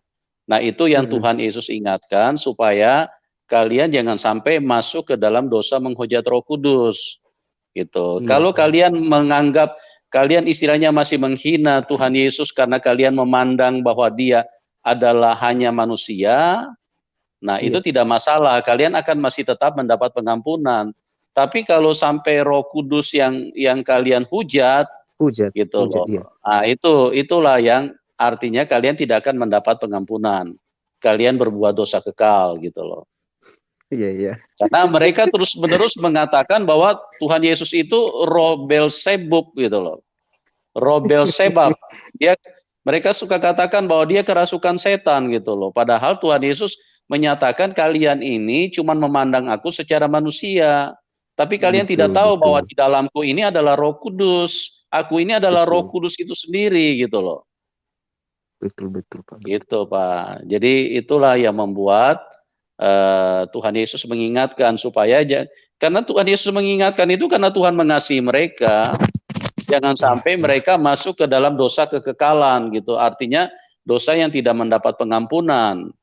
Karena kalau menghujat Roh Kudus itu berarti memang itu adalah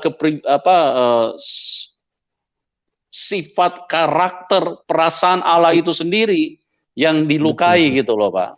Tapi kalau mereka menghina hanya sebatas memandang Tuhan Yesus itu sebagai manusia, itu tidak apa-apa gitu. Makanya Tuhan Yesus berkata kalau kamu menghujat anak manusia, kamu masih mendapat ampun. Iya. Cuma kamu harus tahu bahwa di dalamku ini Roh Kudus gitu loh. Iya, bukan. Jadi semua yang aku lakukan itu Roh Kudus yang bekerja. Jadi jangan kamu menganggap bahwa itu pekerjaan manusia gitu loh. Nah itu yang Tuhan Yesus maksudkan gitu loh. Jadi Tuhan Yesus karena sayang dia mengingatkan jangan sampai kita masuk ke dosa menghujat Roh Kudus. Baik, Pak Yusuf, baik. Terima kasih atas penjelasannya, sangat paham sekali, dan kepada narasumber juga saya ucapkan terima kasih sudah dikasih kesempatan, dan Pak. Saya kira itu saja yang saya tanyakan, dan salam. Baik Pak Eni. Salam, terima kasih. Oke, kita ke Pak Didi. Selamat malam Pak Didi. Pak Didi, selamat malam.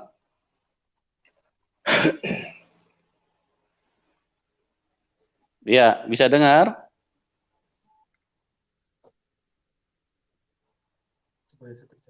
Ya, coba handsetnya dicabut aja. Pak Didi? Halo? Bisa dengar Pak Didi? Ya, handsetnya coba dicabut aja Pak, supaya suaranya bisa kedengaran. Halo Pak Didi? Ya, sekali lagi Pak Didi, bisa dengar? Oke, kalau tidak bisa, kita pindah ke penelpon selanjutnya. Pak Tony. Tony Marantika. Tony Marantika, silakan Pak, selamat malam. Pak Tony. Selamat malam Pak Yusuf. Selamat malam, shalom. Selamat malam. Malam Pak Tony. Shalom Pak. Selamat Shalom. Malam. buat Ya Pak. narasumber. Saya merasa sangat terberkati ya dengan kesaksian Bapak. Pertanyaan saya mungkin untuk Pak Yusuf. Tadi saya kepengen nanya seperti apa yang ditanyakan Kevin tadi. Tapi sudah Iya, jelas Pak. sekali ya, sudah jelas sekali karena banyak sekali yang kita lihat di dalam kita sendiri Kristen kan banyak perdebatan mengenai baptis ya. Jadi saya rasa udah jelas sekali, udah cukup jelas buat kita semua. Nah, saya cuma mau tanya ke narasumber kita. Pak Tan, selamat malam Pak Tan. Ya, selamat malam. Ya, selamat malam. Pak. Puji Tuhan, Bapak. Ya, selamat malam. Yang saya mau tanyakan Pak, Ya. perasaan apa dan apa tingkah laku Bapak, artinya masalah pribadi ya Pak ya. Setelah Bapak menerima perjumpaan Yesus, apa perbedaannya sebelum Bapak dihampiri oleh Tuhan Yesus gitu loh Pak. Menerima Tuhan Yesus itu. Ya, saya jawab ya. Bahagia ya, tapi saya jawab satu ya. Perubahan. Ya, gini, soal tentang hobi saya. Hobi saya itu nonton bioskop silat. Satu contoh. Jadi begitu aku mengenal Tuhan, saya merasa hobi saya masih senang. Begitu aku beli tiket masuk sama istri saya, film silat. Begitu baru main pisau membunuh musuhnya, waktu bioskop itu filmnya begitu, langsung keluar air mata saya minta keluar, enggak jadi lihat. Jadi hatiku sudah dirubah Tuhan, jadi lemah lembut, nggak sampai hatian gitu loh. Jadi perubahan sangat besar. Wah. Dan juga lain-lainnya, ya ada perubahan banyak Pak. Jadi aku merasa hidupku ini ada masa depan. Ada Tuhan yang backingi. Jadi masa depanku ini semua aku serahkan Tuhan. Tuhan yang nuntun di dalam hidupku sampai aku diberkati luar biasa. Amin. Karena aku serahkan penuh, gitu. Amin. Ya sudah Pak.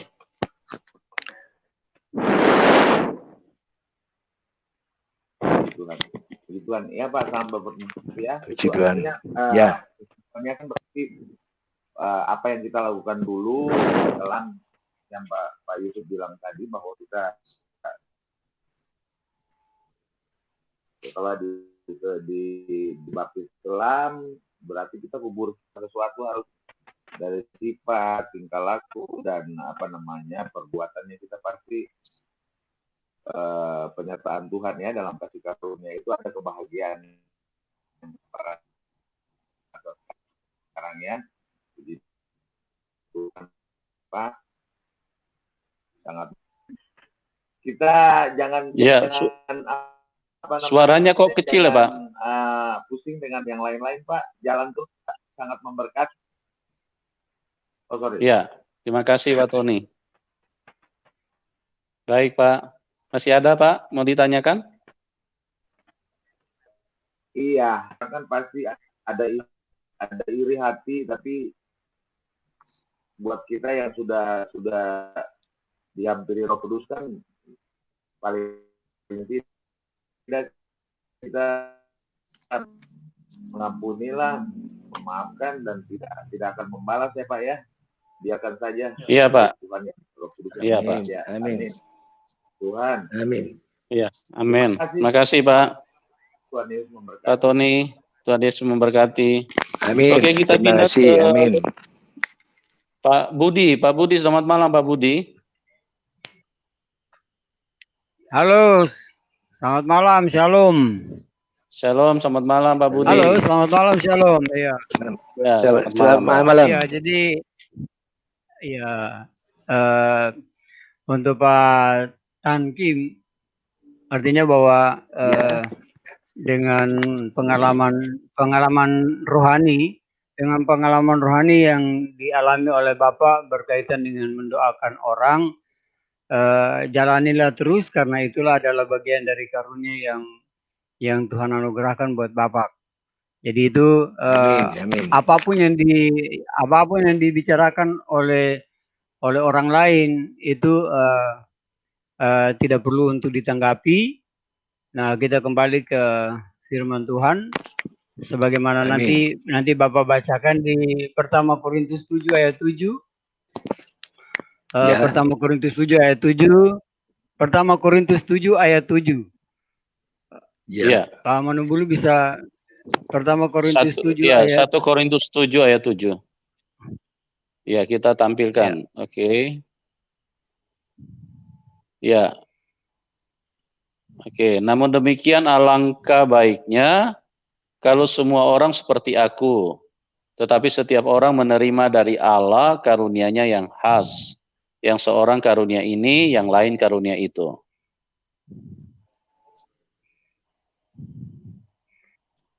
Bisa dengar, Pak Budi? Oke, terima kasih, Pak. Jadi ini sebagai sebuah pembelajaran yang sangat berharga bagi baik kita yang memang dari lahir sudah mengenal Tuhan Yesus, tapi harus kita pahami bahwa masing-masing kita diberikan karunia yang berbeda-beda. Dan di dalam karunia yang berbeda-beda itu sendiri, kita tidak perlu untuk kita saling kita saling menjatuhkan satu dengan yang lain, tetapi justru dengan karunia yang kita miliki, nama Allah ataupun nama Tuhan Yesus akan senantiasa dipuji dan dipermuliakan. Itu saya kira itu poinnya. Amin. Iya. Amin. Kemudian Pak Yusuf, saya mau Pak Yusuf, halo. Iya, Pak. Iya, silakan Pak Budi. Iya. Jadi ini cuma masukan saja, Pak. Berkaitan dengan pemahaman tentang baptis, Iya, Pak. memang apapun cara baptisnya, tetapi prinsipnya adalah yang kita sebagai dasar adalah Allah Bapa, Yesus Kristus dan Roh Kudus. Jadi itu hanya tradisi gereja dan itu apapun itu kita saling menghormati dan menghargai. Iya. Tapi yang penting saja bahwa kita adalah tubuh Kristus. Ya. Yang ada yang kepala, ada yang kaki, ada yang tangan, tetapi kita semua adalah keutuhan tubuh Kristus. Dan di dalam segala kelemahan, kekurangan yang kita miliki, marilah kita menjadi berkat bagi banyak orang, bukan bagi diri kita sendiri, tapi juga kepada dunia. Tuhan Yesus memberkati Bapak Tan Kim dan juga Bapak Yusuf Manubulu. Terima kasih. Amin. God bless. Amin. Terima kasih, Pak. Terima kasih. Ya, terima kasih, Pak. Kita pindah ke Pak Ibnu Kalam. Selamat malam, Pak Ibnu Kalam. Selamat malam, Pak. Assalamualaikum. Ya. Waalaikumsalam. Ya, silakan Pak Ibnu, silakan Pak. Sewaktu dulu Bapak di Buddha, saya mau konfirmasi dulu, apakah Bapak dulu di agama Buddha? Lain, Pak. Di Konghucu, Pak. Konghucu. Di Konghucu. Apakah sewaktu Bapak di Konghucu itu sejauh mana pemahaman Bapak tentang Tuhan? Wah, aku nggak seberapa paham, cuma sembahyang iya, Pak. Di kelenteng aja tuh. Ya, sudah Pak. Sesudah itu Bapak ke Islam. Ya, itu berteman sama orang Islam. Saya diajari suruh syahadat, setiap jalan bilang Allah itu aja. Jadi bagi hatiku ada ketenangan. Berapa tahun? Ya, kurang lebih 12 tahun. 12 tahun, Pak. 12 tahun. Ya. Lama. Ya. Tapi di Islam Bapak tidak menemukan semacam kebenaran atau apa yang Bapak cari tidak ada di Islam. Nah, di dalam Islam itu saya melihat umat Islam itu sungguh-sungguh ada kasih, ada mau tahu susahnya orang. Dia tidak ada penghinaan. Itu satu. Jadi saya kagum dengan orang-orang Muslim ini, sangat mau peduli sama orang yang susah, mau peduli sama orang yang cepit atau ada. Ya itu sangat besar kasihnya orang Islam. Ya, itu masalah moralnya Pak. Tetapi masalah Tuhan, apakah Bapak mengenal Tuhan versi Islam begitu? Tuhan itu maksudnya menurut Islam tidak terlalu menurut pelajari Islam. itu. Nggak ada ajar itu. Cuma saya disuruh kalau jalan Allah itu aja. Ya namanya itu ibadah Pak ya, kalau yang Bapak jelaskan itu. Iya, itu cuma itu aja. Saya lainnya nggak ngerti Pak. Ya setelah di Kristen ini Pak, Bapak menemukan ketenangan hidup begitu Pak ya? Baru tahu bahwa Allah Tuhan itu ada. Jadi saya hidupnya damai sejahtera. Bukan tenang aja, tapi damai sejahtera. Rasanya nggak ada kekurangan apa-apa dan tidak ada takut kemiskinan, tidak ada takut aku ini merasa kaya atau apa. Enggak, aku tetap seperti biasa-biasa aja. Walaupun sudah diberkati. Hati tidak bisa sombong. Gitu lah. Karena saya merasa bukan aku yang cari, tapi Tuhan yang cari. Tuhan yang berkati, gitu loh. Jadi selama ini yang Bapak kenal sebagai Tuhan itu Yesus atau Allah itu Pak? Atau Yesus itu Tuhan adalah Yesus. Allah itu? Ya saya ngimpi itu Tuhan Yesus. Ya, Tuhan jadi Yesus. sekarang Bapak memahami bahwa Tuhan Yesus itu adalah Allah, begitu Pak ya? Atau tidak seperti itu? Karena aku jelas matahari menyaksikan bahwa jangan membantah perintah Allah. Waktu itu Yesus saya maki-maki, saya olok-olok, matahari membela. Jangan membantah perintah Allah. Berarti Yesus itu Allah. Jadi saya baru sadar kalau kuasanya memang besar. Sampai bisa merubah sifat saya. Saya ini orang begini, jadi dirubah jadi begini. Jadi kenapa kok bisa merubah saya? Jadi saya heran. Kalau bukan Allah mana bisa? Gitu. Ya. Ya, kan sifat tertulis di karakter hobi hilang ya. semua. Ya Pak. Kan tertulis di Alkitab itu ya. Yang pengertiannya kurang lebih bukan roh kecerdasan itu yang dihargai, yang paling dihargai oleh Tuhan, tetapi adalah roh takwa. Ya, kita bertakwa kepada Tuhan, itu yang paling dihargai. Betul. Itu. Ya, saya rasa cukup itu Pak. Ya, betul Pak. Harus taat pada Tuhan. Ya. Ya, haleluya Pak. Ya. Haleluya, puji Tuhan. Pak Ibnu. Oke Pak, makasih Pak Ibnu. Oke, kita pindah ke Pak Soba. Selamat malam Pak Soba. Pak Soba. Ya, selamat malam Pak Yusuf. Selamat malam Pak. Malam Pak. Ya, silakan malam, Pak Soba. Geng. Selamat malam. Ya. Ya. Kalau saya boleh nebak ini Pak Geng logatnya dari Jawa Timur ya Pak? Surabaya. Ya, Jawa Timur. Surabaya, asli. Ya. Saya juga Jawa Timur, ini Kediri tapi. Oh ya, Kediri. Iya. Dekat Jombang. Iya, betul. Kesaksian Bapak ini luar biasa dan sungguh-sungguh Bapak ini kalau saya nilai, Bapak ini memang orangnya nggak terimoan ya. Ngeyel sekali dan nggak terimoan. Ya, keras ya, memang keras. Ya, dan saya lebih keras herannya, prinsipnya. Iya. Dan saya lebih heran lagi Tuhan Yesus kok bisa istilahnya ngejer Bapak terus ngetutke terus ditutke dikejar terus sampai betul-betul Bapak terpegang. Itu luar biasa itu Pak. Iya, saya dari pesannya dikasih nasihat dari Islai Ustadz saya. Dia waktu pegang saya dia bilang, Pak King ini waktu itu umur 23 tahun. Kamu tuh Allah menyintai kamu, tapi kamu pun gablek gitu loh. Jadi sebetulnya kamu tuh dekat sekali, Allah sangat sayang sama kamu.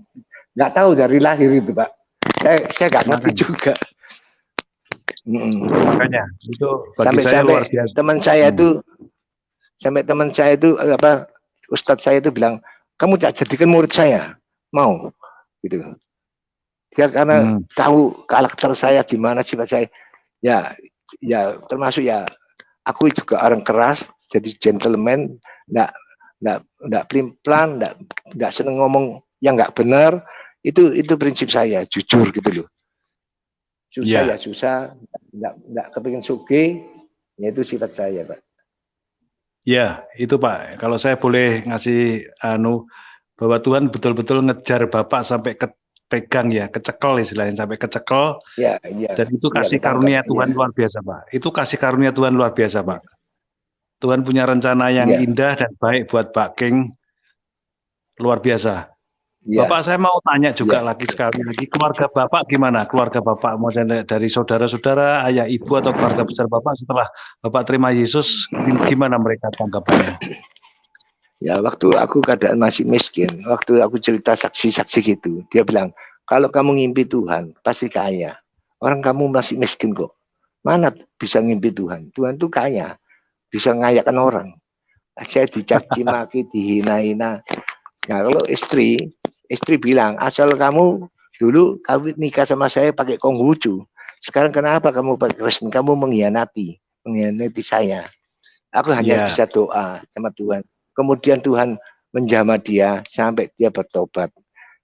Cinta Yesus. Mungkin aku kalah, setianya kalah.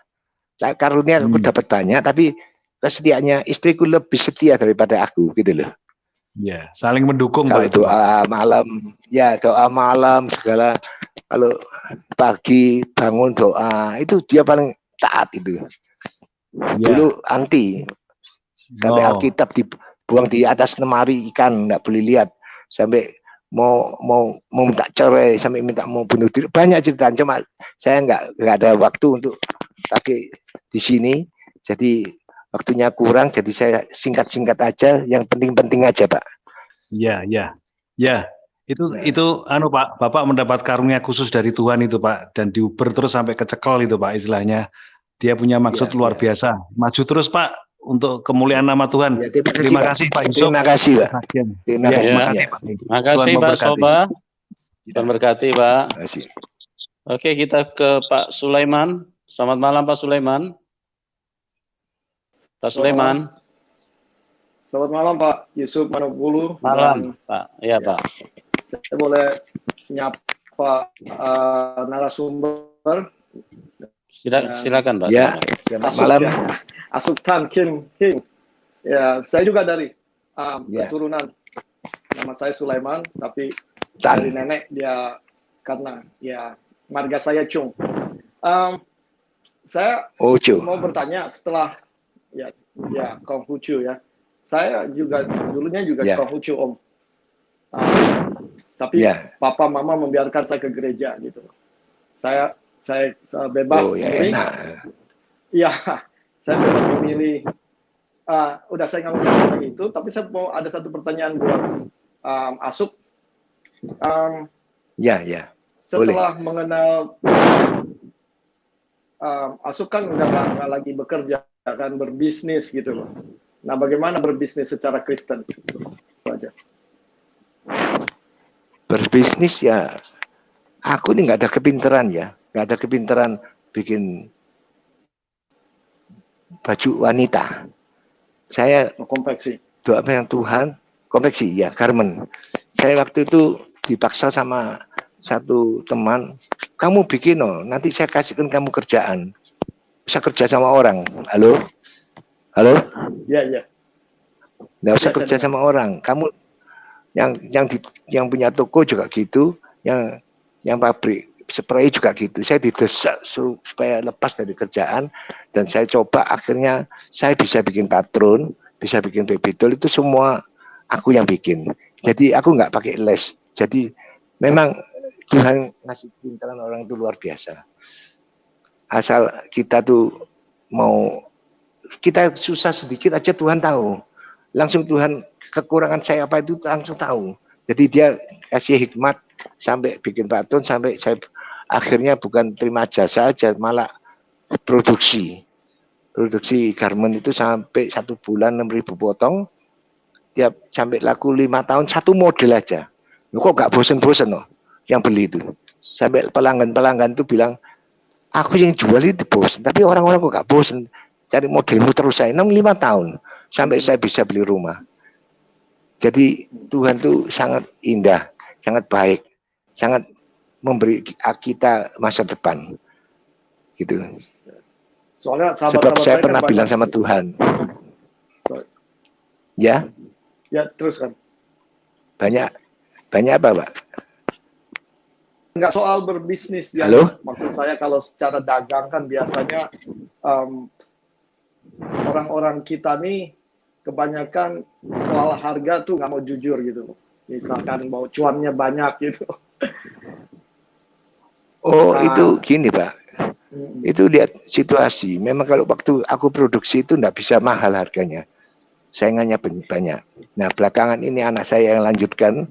Ya, anak saya ya nggak bisa. Zaman sekarang saingan banyak, Pak. Besar. Betul. Nggak segampang dulu.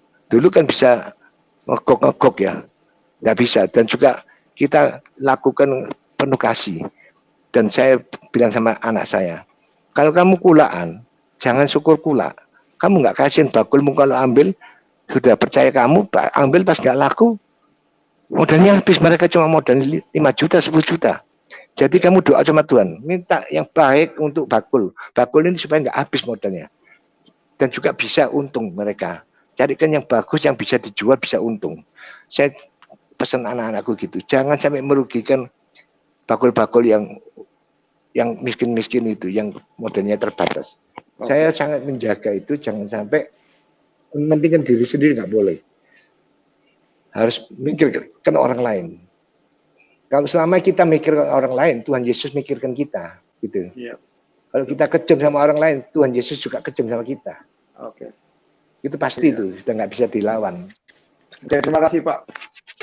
Ya, terima kasih. Sekarang, ya, terima kasih. Selamat malam, Tuhan berkati. Selamat malam. Terima kasih. Ya. Selamat malam. Selamat malam.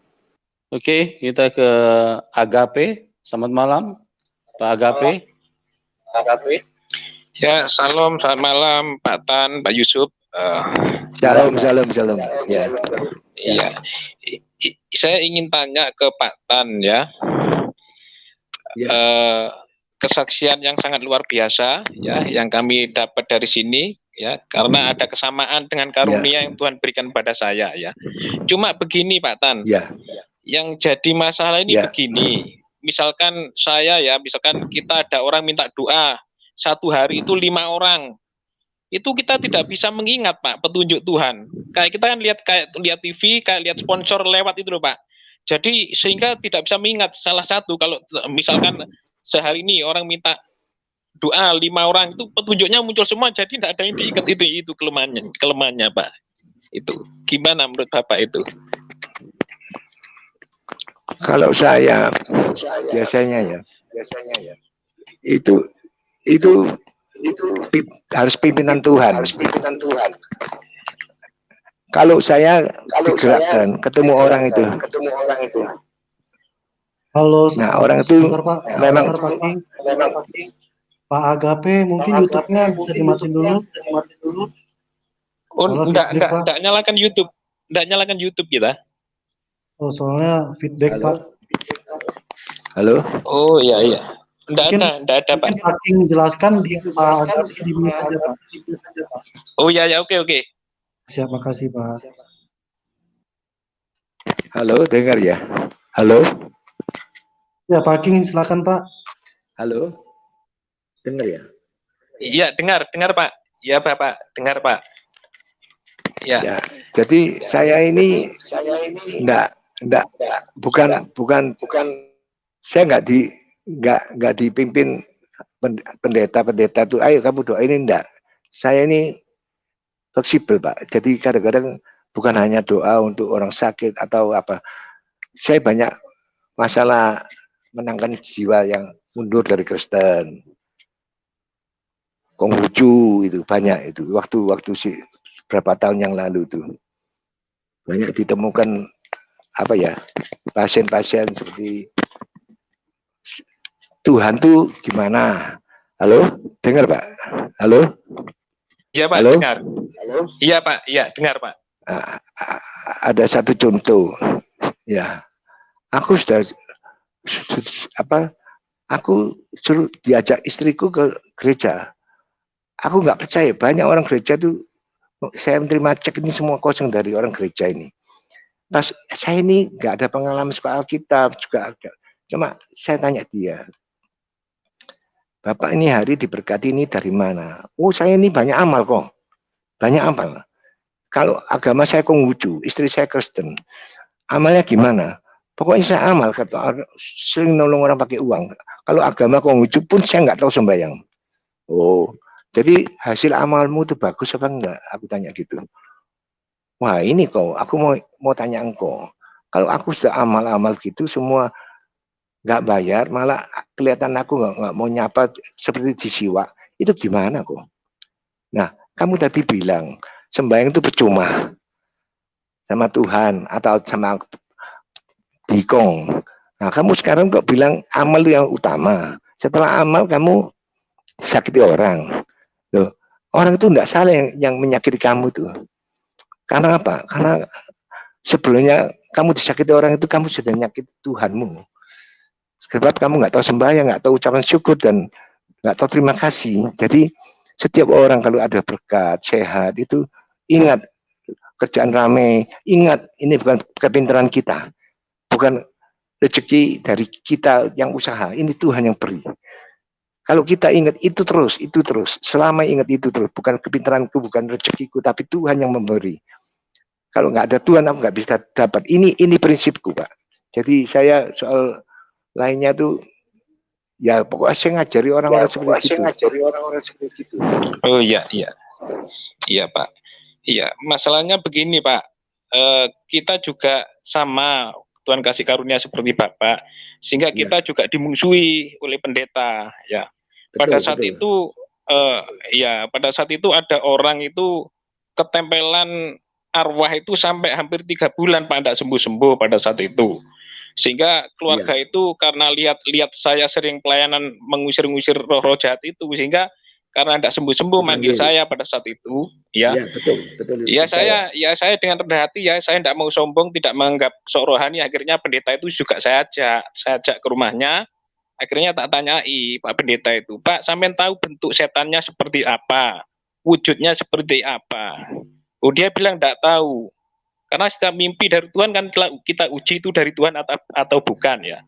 Setelah itu saya sampaikan, loh kalau Bapak tidak tahu wujud setannya, tempatnya di mana, gimana mau ngusir, gimana orang itu bisa sembuh ya. Setelah itu anaknya saya ajak ke belakang, karena Tuhan tunjukkan itu ada orang tinggi besar pakai belangkon, yang satunya cebol, yang satunya lumpuh gitu.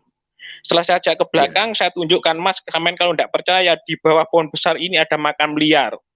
Nah, setelah itu dia cerita, bilang sama saya, oh ya betul Pak, ibu saya ada yang dorong jatuh di sini langsung ketempelan arwah 3 itu, sehingga bisa logat Bali, bisa logat Jawa Solo sana juga ada logat-logat lain itu.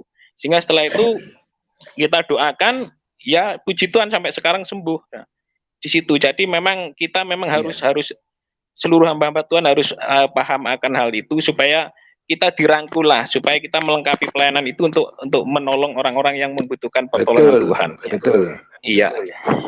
Tapi kebanyakan hamba Tuhan itu karena sekolah Alkitab. Iya. Jadi sama Alkitab dia luar biasa, dia semua ayat-ayat. Jadi kalau dia ada yang lebih pintar, tidak senang. Iya, karena betul Pak. Kamu bukan dari sekolah kok mau pintar juga. Iya, enggak Pak. Iya. Ya Tuhan kadang-kadang bisa pakai itu. Iya, betul Pak. Nggih, ini ya terima kasih kesaksiannya Pak. Berarti saya tidak sendiri bersama Bapak Tan ya. Terima kasih Bapak Yusuf, Bapak Tan, Tuhan memberkati. Shalom, selamat malam. Terima kasih Pak Gape, Tuhan Yesus berkati. Amin. Oke, ke Pak Heru. Pak Heru, selamat malam. Malam Pak Heru. Halo, selamat malam Pak Yusuf. Malam, silakan Pak. Shalom Pak. Dari wajah Bapak kayaknya semakin dikuatkan Tuhan ya Pak ya, semakin ceria. Haleluya Pak, puji Tuhan. Iya Pak. Shalom Pak Tan. Shalom. Ya, terima kasih Pak Tan atas kesaksiannya yang membangunkan iman saya, membuat saya semakin semangat bahwa Yesus itu memang maha baik, maha pengasih dan maha penyayang. Saya mengikuti tadi bahwa kesaksian Bapak dari umur 23 sampai ke sekarang ini sudah diberkati Tuhan sesuai dengan apa janji Tuhan, apapun yang kamu minta pasti kuberikan. Ya Pak ya, gitu tadi Pak ya. Iya. Iya. Iya Pak. Yang menjadi pertanyaan saya karena ada tadi prosesnya bahwa keluarga Bapak mengatakan, ngapain kamu ngikut Tuhan? Ngapain kamu masuk Kristen ngikut Tuhan gitu? Sementara kamu orang miskin, Tuhan itu orang kaya. Itu tadi kan Pak ya. Jadi pertanyaan saya ini supaya saya semakin tambah pengetahuan saya tentang kebaikan Tuhan. Pertanyaan saya, hubungan Bapak mulai dari umur 23 tahun mengenal Yesus sebagai juru selamat yang sangat istimewa dan sampai sekarang Bapak sudah kaya, apakah masih sama Pak? Atau makin bertambah? Oh, rohaninya, ya. Iya, hubungan Bapak pribadi dengan Tuhan Yesus gitu loh Pak. Kalau dulu kan Bapak masih banyak bertanya tentang pribadi Yesus. Nah, sampai Bapak itu bisa meminta kasih saya pikiranmu Tuhan, kasih saya matamu Tuhan gitu, penglihatanmu gitu. Nah, itu tercapai semua. Nah, sampai sekarang ini apakah ini masih lebih dari situ hubungan pribadi Bapak dengan Yesus dan bagaimana gitu Pak? Ya sekarang posisi saya pensiun Pak. Anak saya yang meneruskan seperti aku, anakku yang meneruskan seperti aku. Persis aku, dia ada apa-apa bersandar pada Tuhan.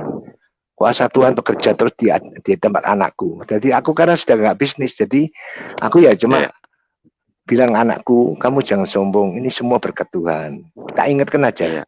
Setiap dia sukses, pulang senang, laku banyak, saya bilang, puji Tuhan, Tuhan yang berkati kamu, bukan kepintaranmu. Saya sering ngasih tahu gitu, sebab saya pernah pinter luar biasa, tetap hancur. Saya begitu goblok luar biasa, dipintarkan Tuhan. Jadi ini semua kita manusia dikendalikan Tuhan Allah semua. Jadi kalau kita tergantung karakter kita, kalau karakter kita itu benar baik, ya Tuhan sangat menyayangi kita, gitu loh. Yang jujur, yang suka mengasihi sesama itu perlu dikasih. Jadi jangan dicuekin kalau ada orang susah. Jadi kalau ada orang susah, kita turun tangan, campur tangan. Kalau kita tahu harus gitu.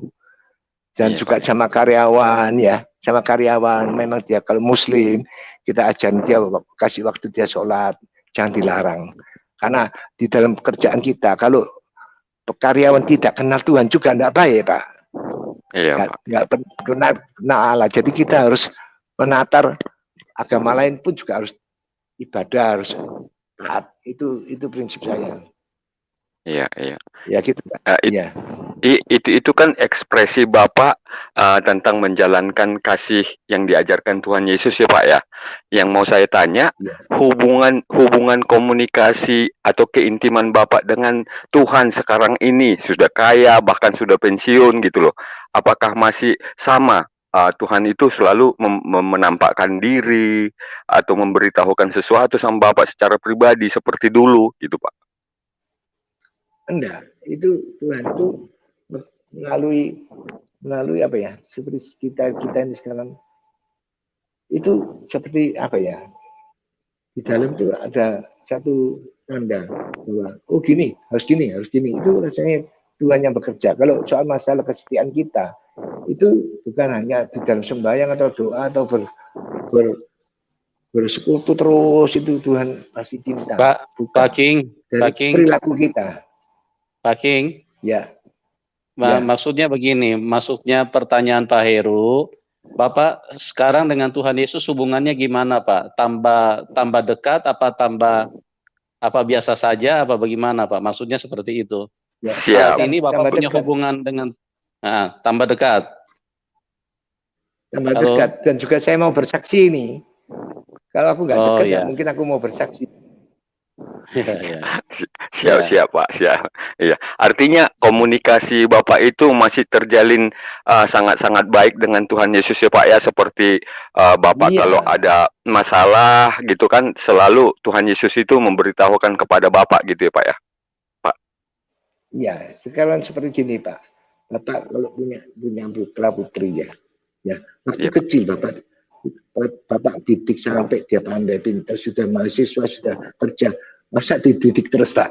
Jadi mungkin ilmunya Tuhan sudah dikasih saya semua, saya sudah ngerti cara-caranya tidak jadi orang harus bagaimana, itu sudah apal. Jadi nah itulah Pak, justru maaf Pak Tan, justru karena itu rahasia itulah yang pengen saya ketahui supaya saya juga semakin bertambah ilmunya untuk mendekatkan diri sama Tuhan gitu loh Pak Tan. Rahasia tadi itu, rahasia tadi itu. Semua masuk di dalam pikiran saya. Jadi sudah waktunya saya didik anak saya gitu loh. Siap, tambah dekat Pak Heru, Pak King tambah dekat dengan Tuhan, tambah apa? Tambah di mana-mana aku saksi kok. Di mana-mana aku cerita Tuhan. Ya, Pak Heru juga seperti itu ya Pak, harus seperti itu. Harus tambah intip. Mohon dukungan doa terus Pak. Iya Pak. Pak Yusuf, Pak. Saya juga memang sekarang ini seperti pernah Bapak keterangkan, Bapak ajarkan dalam sebuah kesaksian. Saya ngikuti terus Pak. Artinya pertumbuhan, walaupun umur kita sudah tua, saat Yesus memperkenalkan diri, memang kita mulai dari nol, bertambah, karena kita pengen tahu terus kan Pak, kan tentang kebenaran dan ajaran Tuhan. Nah artinya saya itu memang saat ini lagi bergumul di saat datang pencobaan ataupun saat ada pergumulan. Tuh saya bertanya, Tuhan, apa memang ini dari Kau? Kalau memang dari Tuhan untuk mencoba iman saya, tolong kuatkan saya, ajari saya Tuhan. Bahkan berbicaralah sama saya supaya saya tidak jatuh lagi kembali. Saya gitu sesuai dengan apa yang pernah Bapak firmankan, ajarkan melalui channel ini Pak. Saya imani semuanya Pak. Bahkan saya bersyukur malam ini bisa semua saya lihat kebesaran kasih Tuhan. Memang baiklah Tuhan. Sampai istri saya bilang, Pak, saya tadi malam itu mimpi apa? Kok tiba-tiba saya ada berbicara sama di hati saya, apakah kamu sudah tahu kalau kamu itu mati kemana nanti? Terus saya langsung hati saya sukacita. Saya langsung mulut saya berkata begini, sungguh baiknya Tuhan itu diberikan Roh Kudus untuk berbicara di hatimu, mengingatkan kau bahwa kau itu mau kemana nanti sesudah mati. Jangan karena kamu itu pegawai negeri, gajinya tetap ada, bulanannya terjamin, hari tua terjamin, itu dunia. Tapi Tuhan Maha Kasih sama kau tadi malam, kau diingatkan, kalau kamu mati nanti, kamu udah tahu kemana. Kalau kamu belum tahu, ya inilah suaraku. Saya bisa berbicara gitu sama istri saya, Pak. Puji Tuhan saya setelah menerangkan itu, terima kasih Tuhan atas kebaikan-Mu mengajarkan aku untuk memberanikan diri mengatakan ini pada istriku. Itulah artinya Pak, pertumbuhan iman saya mengikuti terus channelnya Pak Yusuf, bahkan mendengar-dengar khotbah dari handphone ini, bahkan saya juga bergumul untuk selalu terus, walau mata saya masih kurang jelas melihat, saya bergumul terus untuk membaca Alkitab sampai di mana kemampuan saya. Itulah Pak pergumulan saya. Tapi walaupun demikian, buat dengan segala hormat buat Pak Yusuf dan Pak Tan, saya juga tetap meminta dukungan doa sehingga Tuhan memulihkan mata saya, termasuk mata iman saya, dan saya tetap setia sama Tuhan. Terima kasih Pak Yusuf, terima kasih Pak Tan. Tuhan memberkati kita. Dan channel ini semakin dahsyat Pak, makin dahsyat dalam nama Yesus. Amin, haleluya. Haleluya, shalom Pak. Shalom. Oke, kita ke Amazing, Ibu Amazing. Ibu, selamat malam. Suaranya diaktifkan, Bu. Jangan di-mute. Ibu Amazing. Halo. Bisa dengar suara saya, Bu? Ya, tombol suaranya diaktifkan, Ibu.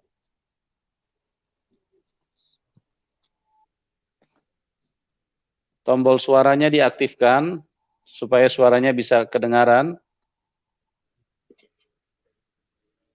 Amazing. Sudah Ya. diaktifkan, Pak. Oke, Halo. silakan, Pak. Dengar. Silakan, Ibu, silakan. Oh, oke. Sudah bisa sudah. dengar? Ya. Ya, Oke. silakan, Ibu. Ya, shalom Pak. Shalom Pak Yusuf. Selamat malam. Shalom.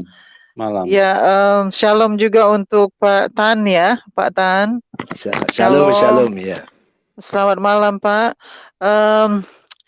Saya betul-betul mau berterima kasih sama Pak Tan bahwa kesaksiannya sangat memberkati saya karena saya tadi mendengarkan kesaksian Bapak itu luar biasa Pak, dahsyat. Amin. Maksudnya Pak Tan itu sampai menangis ya, sampai menangis gitu loh. Itu satu hal untuk saya, itu satu hal yang luar biasa ya, bahwa Tuhan itu sudah selamatkan Pak Tan gitu loh Pak. Jadi saya sangat diberkati. Ya, betul. Iya, Amin. bagaimana dengan cara Tuhan itu melawat hati Pak Tan gitu loh. Itu yang membuat saya sangat sangat amazed sama Tuhan ya, begitu kagum kepada Tuhan, bahwa Tuhan itu begitu berbelas kasihan kepada Pak Tan sampai mau menyelamatkan Pak Tan ya dengan begitu rupa. Iya. Iya, jadi itu Pak, saya mau tanya satu Pak, itu waktu Pak Tan tadi itu di gereja itu bagaimana Pak sesudah itu yang tadi Pak Tan bilang mengenai di gereja itu yang mereka itu lagi berbahasa roh. Berbahasa Bisa roh. dengar Pak? Iya, yang tadi. Yang mana ya? Yang mana? Yang Pak Tan lagi di gereja itu. Lagi di gereja mana itu tadi saya juga lupa. Lagi apa itu? Oh, lagi mereka yang lagi something. Ya. Iya. Yang didoakan pendeta sampai saya pelepasan itu ya. Iya itu dia. Iya betul Pak ya. Ya itu gimana saya Pak sesudah itu? Sesudah itu saya pulang tuh damai sejahtera dan tiap malam Roh Kudus jam 6 sudah datang. Aku nih terutama rasa jantungku sakit. Langsung aku bawa ke doa, hilang. Nanti besok jam 6 sakit lagi. Doa hilang. Dan Roh Kudus bekerja terus. Jadi aku berbahasa roh, itu saya enggak, aku kan orang Kristen baru, mana bisa doa. Enggak bisa. Roh Kudus minta saya doa. Setelah doa itu, setelah selesai doa 2 jam, tiap hari itu, sampai 3 bulan, 4 bulan. Saya catat di kertas, Tuhan maksudnya begini. Saya dapat tahu. Dan setelah saya tahu, Tuhan ini nggak pernah suruh aku minta gaji naik atau minta duniawi, nggak pernah. Ngajar aku merubah sifat, merubah karakter. Harus minta seperti karakter Yesus masuk pada aku. Jadi aku bilang sama istriku, kamu suruh aku doa minta gaji naik. Sedangkan Tuhan yang doa ini bukan itu maksudnya Tuhan. Suruh aku rubah karakterku, harus pakai karakter Tuhan. Sifatku yang keras harus seperti sifat Tuhan yang lemah lembut. Tiap hari aku mohon itu, tapi bukan aku yang mohon, tapi Roh Kudus yang menolong aku berdoa pada Allah, Tuhan Yesus ini. Dari Roh Kudus yang bantu aku. Kamu harus doa ini terus. Jadi saya dipimpin terus beberapa saat. Jadi aku bilang, saya ini Kristen dituntun ini istilahnya, digandeng. Bukan cari Tuhan tapi digandeng. Iya. Iya betul Pak, luar biasa loh Pak, luar biasa itu Pak. Dan saat ini Pak Tan masih melayani juga ya, continue melayani ya? Iya, itu pelayanan itu Bu, bermacam-macam. Pelayanan berdoa itu ya, bukan mendoakan. Atas nama gereja bisa, doa pribadi, penginjilan pribadi itu bisa. Jadi kalau saya sudah ketemu pelayanan pribadi itu aku tidak berhenti sampai orang itu jadi dewasa, jadi mengerti yang betul-betul Tuhan itu luar biasa. Kalau aku nggak capek, nggak merasa capek. Jadi urusan teman mau tanya lagi, saya layan terus, sampai seperti mau tak jadikan seperti aku gini, Tuhan mencintai gitu. Iya, luar Kalau kita biasa, nggak Pak. cari Tuhan, Iya, iya, jadi betul. nggak mikir Itu duniawi Pak, lagi. iya, saya Bapak maksudnya itu perubahannya tadi kesaksian tuh Pak, hidupnya Bapak tuh perubahannya luar biasa gitu loh Pak. Tadi saya dengar itu saya berterima kasih sama Tuhan ya. Maksud saya bilang, aduh Tuhan terima kasih begitu. Tuhan begitu luar biasa merubah seseorang, satu pribadi. Karena saya juga merasakan semua itu kok Pak waktu itu. Jadi saya bisa Iya, iya. merasakan apa yang Pak Tan juga rasakan itu luar biasa. Tuhan itu mengasihi kita Iya. sangat luar biasa ya Pak ya. Saya cuma dapat 5 menit ya Pak. Jadi saya nanti disuruh pergi. Jadi nggak lama nih Pak. Sebelum Pak Yusufnya Iya, nanti iya. suruh pergi.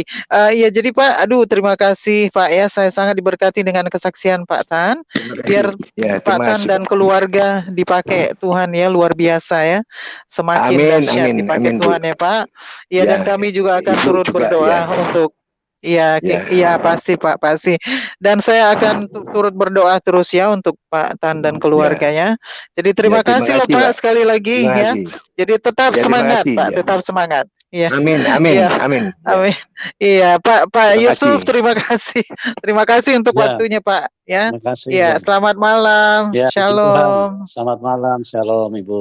Shalom, shalom. Oke, kita ke Yoris. Selamat malam, Pak Yoris. Selamat malam Pak Yusuf. Malam, silakan Pak. Selamat malam, Pak. Tuh. Selamat malam. Ya, Malam, Pak. Selamat malam. ya. Selamat malam Pak Yusuf, selamat malam Pak King. Shalom. Ya, selamat malam, Pak. Shalom Pak. Selamat malam. Shalom. Ya. Shalom, shalom. Shalom. Yes, Shalom, ya. shalom. Oke, shalom. Shalom. Saya nggak bertanya Pak, cuman mengucap syukur aja, berterima kasih atas kesaksiannya yang luar biasa bahwa Tuhan kita Yesus Kristus itu panjang sabar. Ya, panjang Ya, sabar. Jadi benar. ya begitu sabarnya Tuhan akan kita untuk kembali Ya, kepadanya. ya. Ya, puji Besar syukur ya kasihnya. Pak. Ya. Amin, Ya, amin. Iya, terima kasih. ya, Amin. iya. Amin. Tetap semangat ya Pak. Tetap melayani Amin, Tuhan. amin. Ya, Ya, ya.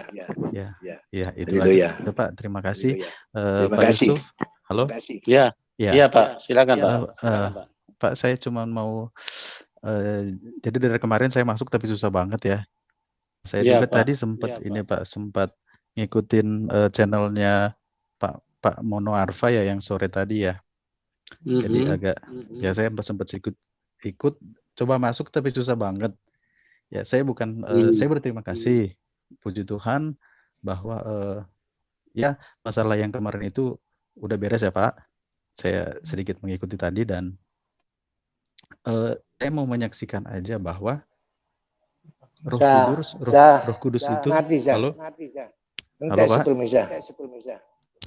Halo Pak Yusuf. Iya Pak, silakan. Ya, silakan Pak, silakan Pak. Iya, saya mau menyaksikan bahwa Roh Kudus menuntun saya.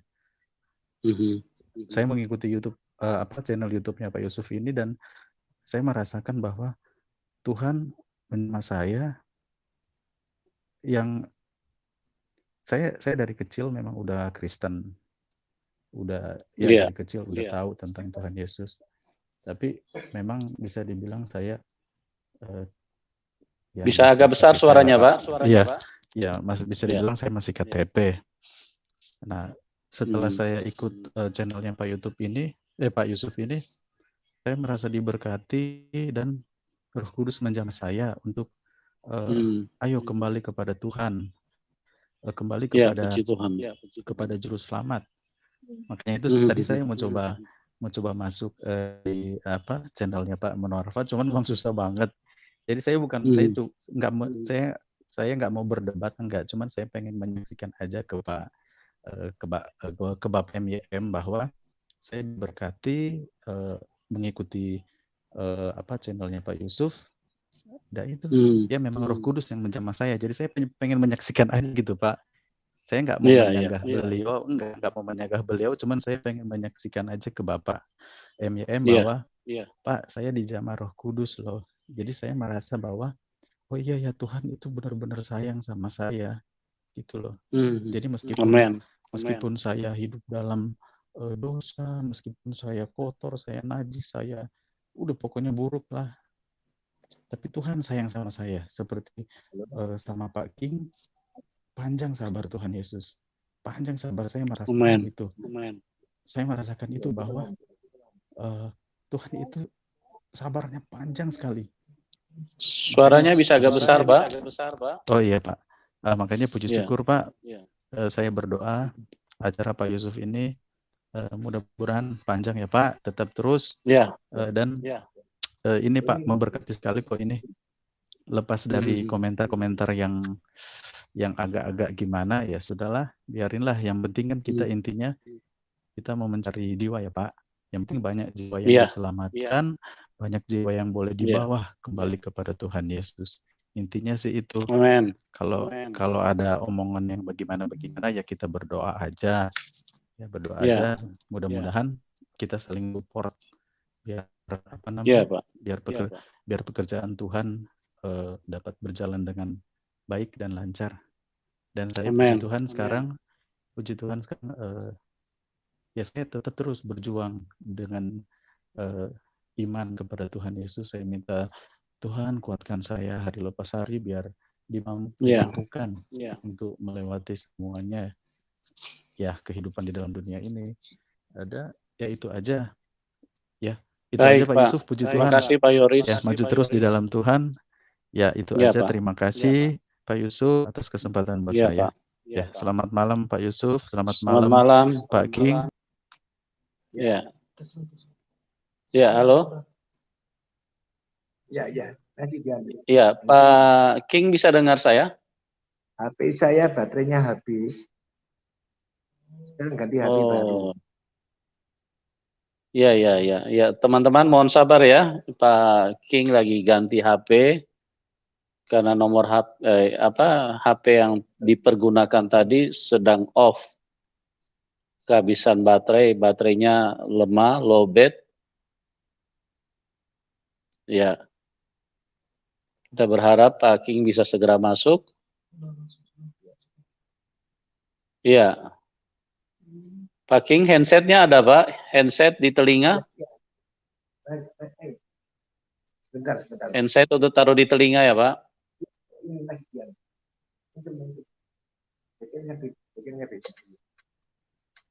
Halo? Ya, bisa, Pak? Halo? Bisa dengar, Pak? Ya. Bisa dengar, okay. terang. Oke. Oke, teman-teman, kita pindah ke Pak Markus. Pak Markus. Ya, Pak Markus, mungkin sinyal kurang bagus. Pak Chris. Pak Chris. Shalom, selamat malam. Pak Shalom, Ibu. Dan Pak Tan. Ya, selamat malam, Bu. Saya dengan Ibu Chris. Ya. Saya cukup mengikuti channelnya Pak Yusuf.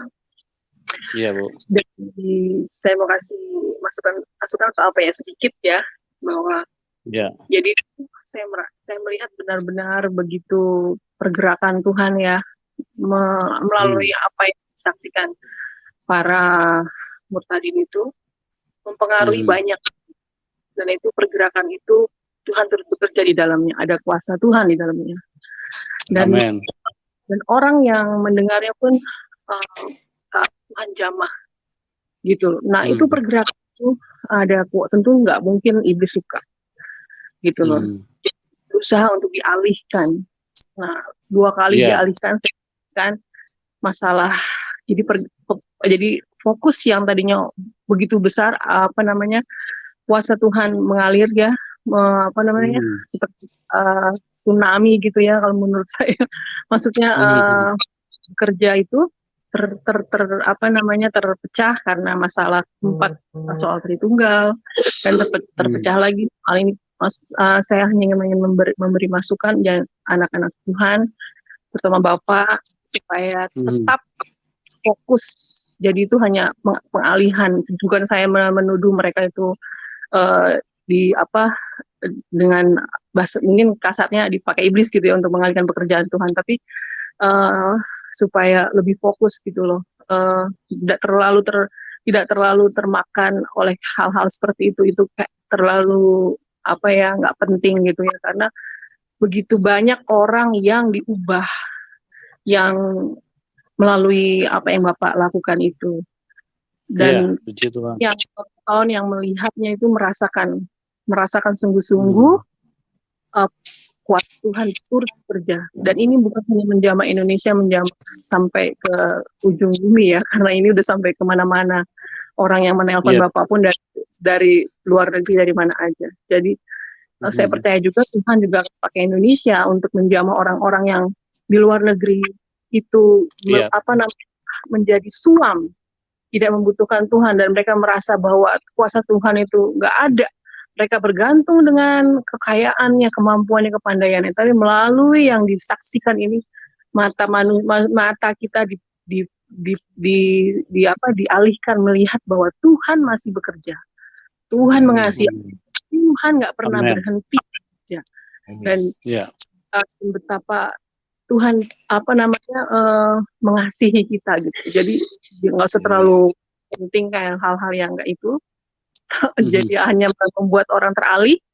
Jadi bahwa biarlah orang-orang ini kita umum ya, orang yang umum itu tetap fokus padahal, karena kalau ditanggapi itu jadinya nanti memang itu yang diinginkan kuasa jahat ya, untuk kita beralih dari pergerakan Tuhan gitu, melalui pertobatan akan terjadi gitu ya, melalui apa yang disaksikan, kesaksian-kesaksian itu membangunkan iman gitu. Jadi mengucap syukur untuk pelayanan Pak Yusuf, dan saya terus mendukung, dan walaupun terseok-seok karena sering ada di luar, saya tetap berusaha nonton. Dan terima kasih. Ya, terus untuk Pak Tan, saya ada mungkin ya bukan bertanya ya, tapi ingin supaya bisa nggak Pak berbagi gitu, misalnya pengalaman yang Bapak rasakan bersama Tuhan gitu. Saya Bapak bilang Bapak menghabiskan waktu 2 jam untuk berdoa. Apa yang Bapak secara lebih dalam gitu, pengalaman Bapak di dalam Tuhan itu, supaya Bapak bagikan kepada kita, orang lain, supaya kita mempunyai pengalaman yang sama dengan Tuhan, kita punya kedekatan yang sama dengan Tuhan. Misalnya dengan pujian, dengan perkataan yang seperti apa. Saya ingin kalau bisa kasih Bapak hikmat supaya dapat membagikan apa yang Bapak alami itu, rahasia yang terdalam istilahnya, supaya kita semua juga seperti Bapak, kedekatan itu. Jadi di dalam melakukan itu bukan hanya minta-minta, tapi seperti apa? Ya, ini gini Bu, saya waktu ketemu di dalam matahari jadi bulan itu, saya waktu masuk itu nggak ngerti lagu gereja, tapi muji Tuhan. Nah setelah itu saya kalau melayani orang atau di dalam rumah mau doa, itu saya menyembah dulu, memuji dulu, hingga pikiran kita itu sudah bersih, baru masuk penyembahan bahasa roh. Jadi bahasa roh bisa timbul dari penyembahan pemuji itu. Menurut saya Tuhan tunggu hati kita sudah bersih, Roh Kudus pasti masuk. Setelah Roh Kudus masuk, kita berbahasa roh jangan ditahan. Itu bukan pekerjaannya setan, itu pekerjaannya Tuhan. Karena kita muji Tuhan. Jadi dari pengalaman doa bahasa roh itu kita dapat banyak. Ya Tuhan punya kehendak apa ya, itu kita diajarin sama Tuhan, bukan kita yang mau doa seperti itu, tapi Tuhan yang ngajarin kita berdoa, hingga kita dalam memori kita ingat betul, dapat hikmat. Ini maksudnya Tuhan ini begini. Jadi saya ini juga Kristen baru ya, nggak bisa doa, nggak bisa panjang. Jadi Tuhan yang mimpin semua. Di dalam 1 Korintus 14 itu 1 Korintus 14 itu saya tahu bahwa Roh Kudus bisa menolong orang berdoa pada Allah Bapa di surga. Jadi bukan manusia yang berdoa, nggak ada kemampuan, tapi Roh Kudus mampu mengajarin kita berdoa sama Tuhan, gitu loh. Ya itu Bu, kesaksian saya. Iya, oke. Saya nangkep berarti ya kurang lebih hampir seperti yang saya juga lakukan gitu. Ya cukup Pak. Terima kasih banyak sudah berbagi. Tuhan berkati. Terima kasih untuk kesaksiannya. Tuhan berkati Pak Yusuf, pelayanannya, Pak Tan. Ya. Terima kasih. Terima kasih. Terima kasih Ibu Kris. Tuhan berkati. Ya. Oke, kita ke Pak Gusman. Gusman, silakan masuk. Selamat malam. Tombol suaranya diaktifkan. Jangan di-mute. Tombol suaranya diaktifkan. Ya. Halo. Halo. Halo. Ya. Ya, silakan, Pak.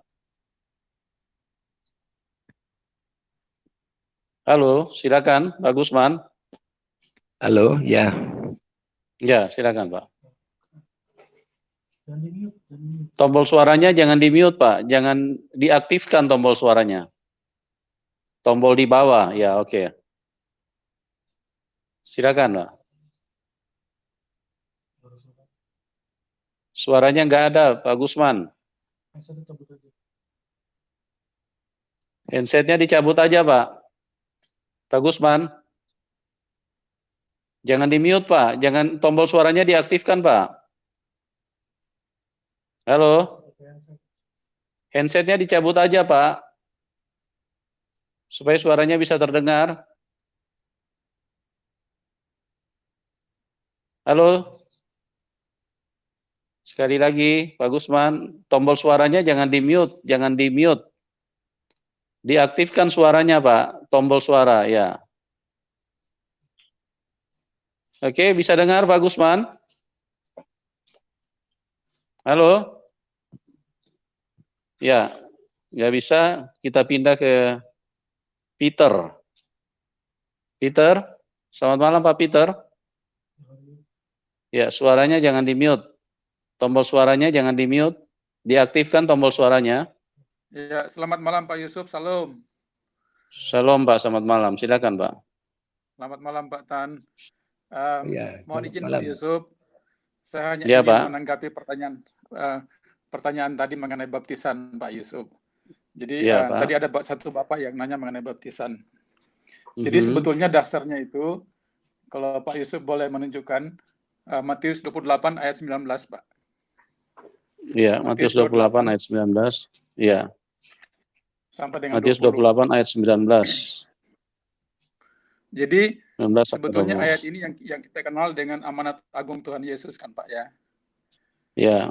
Jadi kalau kita baca di situ dikatakan bahwa karena itu pergilah, jadikanlah semua bangsa muridku dan baptislah mereka dalam nama Bapa dan Anak dan Roh Kudus. Dan seterusnya. Jadi di sini kuncinya Pak adalah baptislah mereka dalam nama Bapa dan Anak dan Roh Kudus. Sehingga dengan demikian, apakah baptis percik atau selam, yang penting dibaptis dalam nama Bapa dan Anak dan Roh Kudus. Jadi itu kuncinya menurut saya Pak Yusuf. Jadi artinya sebagaimana kita ketahui bahwa masing-masing denominasi kan punya doktrin Pak ya. Jadi ini mengenai baptisan merupakan salah satu doktrin. Jadi mungkin sebaiknya tidak usah dibahas aja Pak, karena memang intinya dalam Alkitab intinya ini Pak, Matius 28 ayat 19. Kuncinya adalah bahwa baptislah dalam nama Bapa dan Anak dan Roh Kudus. Itu kuncinya Pak Yusuf menurut saya. Ya, artinya silakan masing-masing kan berdasarkan dengan iman dan ketetapan sinode ya. Jadi memang kita hadir di sini bukan dalam rangka untuk membicarakan doktrin organisasi sinode lain ya. Cuman karena tadi ada yang bertanya, ya saya harus jelaskan karena ada yang bertanya. Tapi semua kita saling menghargai. Kita kembalikan kepada iman seseorang dan doktrin yang dipegang oleh setiap sinode itu silakan. Itu semua sah-sah aja. Ya, bergantung daripada bagaimana setiap umat Tuhan, setiap tubuh Kristus, yang utama itu membangun hubungan yang intim dengan Tuhan, supaya bisa mendapatkan pewahyuan-pewahyuan yang lebih jelas, lebih sempurna ya Pak. Ya, amin, silakan amin. Pak. Oke. Betul Pak Yusuf. Ya Pak. Ya. Ya. Pak Tan, terima kasih kesaksiannya Pak Tan. Tuhan berkati. Terima kasih. Terima kasih, Pak. Oke, Pak Peter, masih ada yang mau ditanyakan, Pak? Oke, terima kasih. Oke, kita ke Pak Santo. Santo, selamat malam. Selamat malam Pak, Shalom Pak, puji syukur pada malam Shalom. hari ini kami luar Ya, biasa puji Tuhan. dengan Ya, mendengarkan perkataan dan itu kesaksian Bapak. Ini dulu yang bagian baptisan tadi Pak, itu sama Pak Kevin, mungkin dia belum mengerti. Karena saya dulu dari gereja baptisan Percip itu, tapi dulu buka dulu Pak, ya Kolose pasal 2 ayat 12. Ya, Kolose 2 ayat 12. Ya.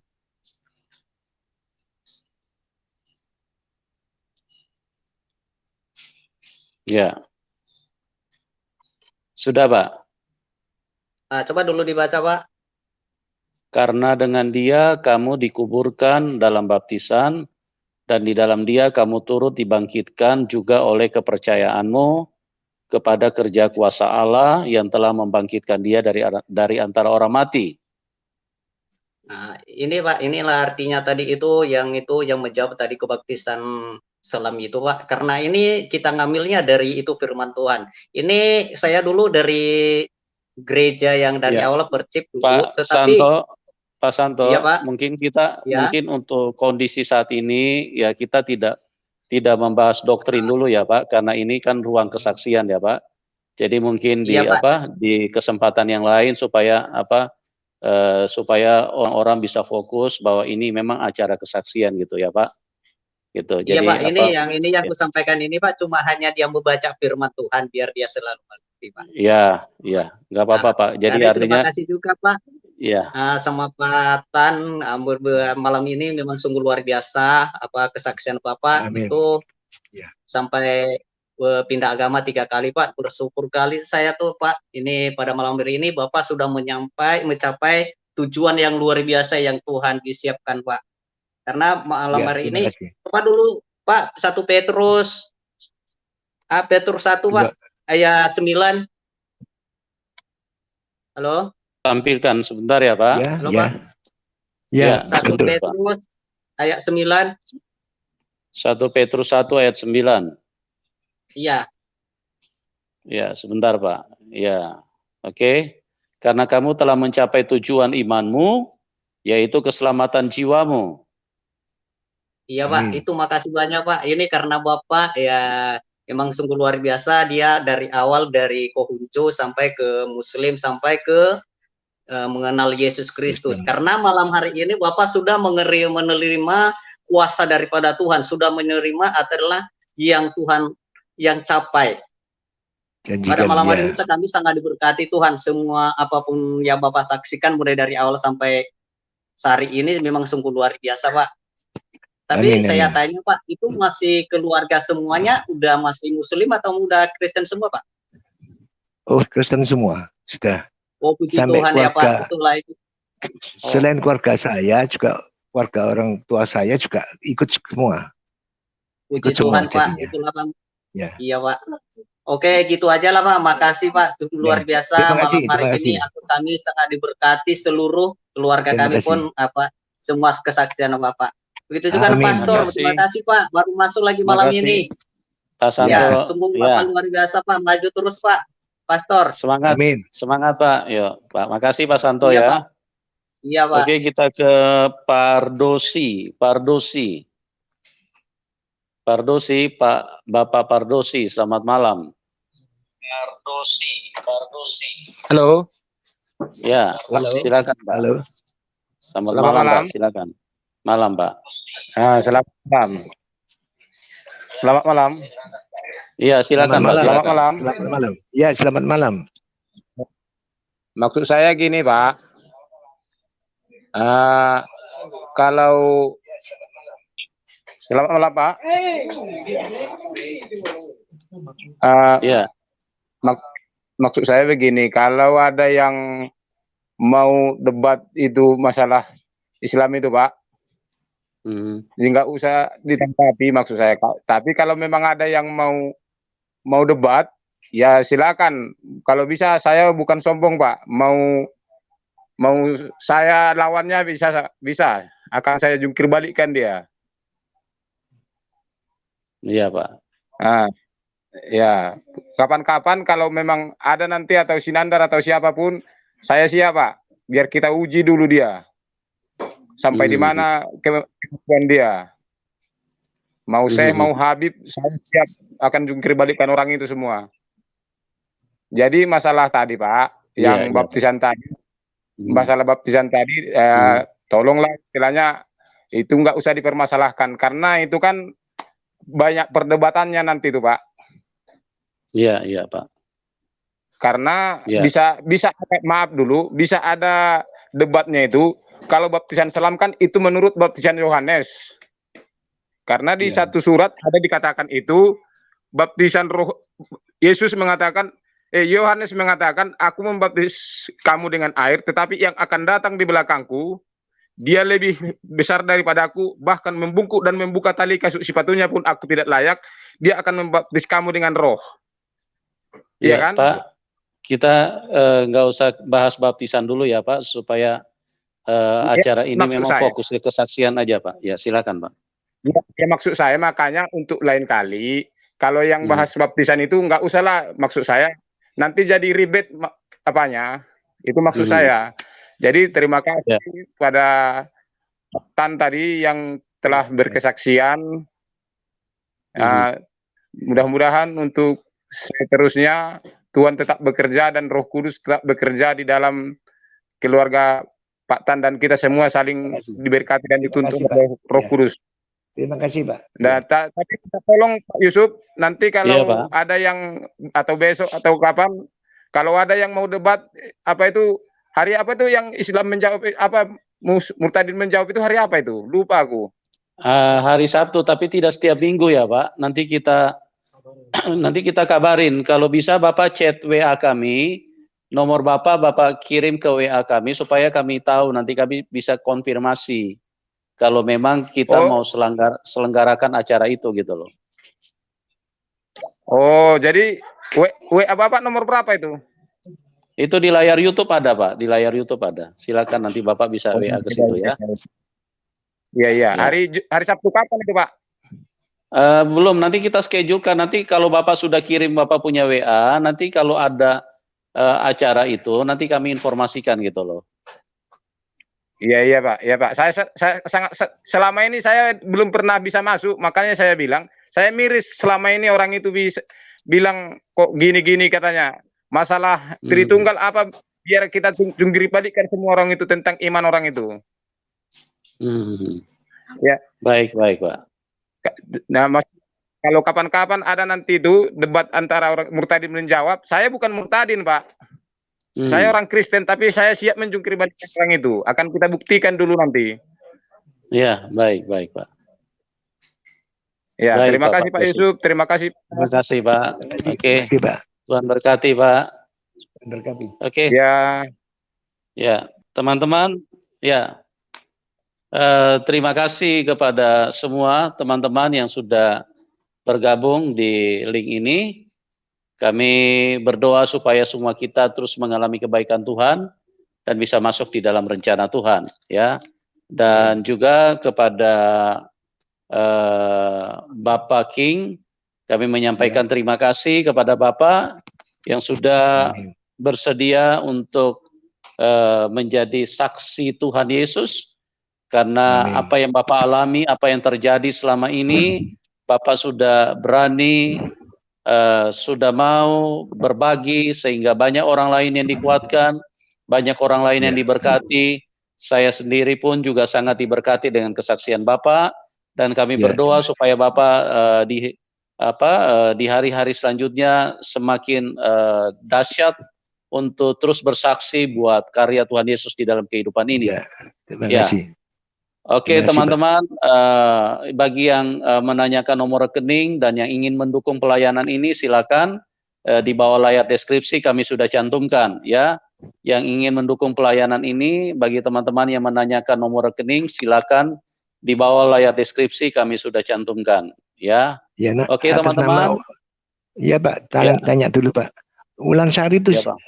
benar ya, Wulan Sari? Iya benar, Wulan benar Sari. Pak, benar. Oh, Iya iya, benar iya. Pak. Iya, Bulan Sari sama Praison. Ya, itu benar Pak. Itu rekening memang rekening pelayanan Pak. Oke. Iya. Ya, terima kasih ya teman-teman ya buat semuanya, dan doa kami semua diberkati Tuhan. Oke. Tuhan Yesus berkati kita dan salam kemenangan buat kita semua. Amin. Amin.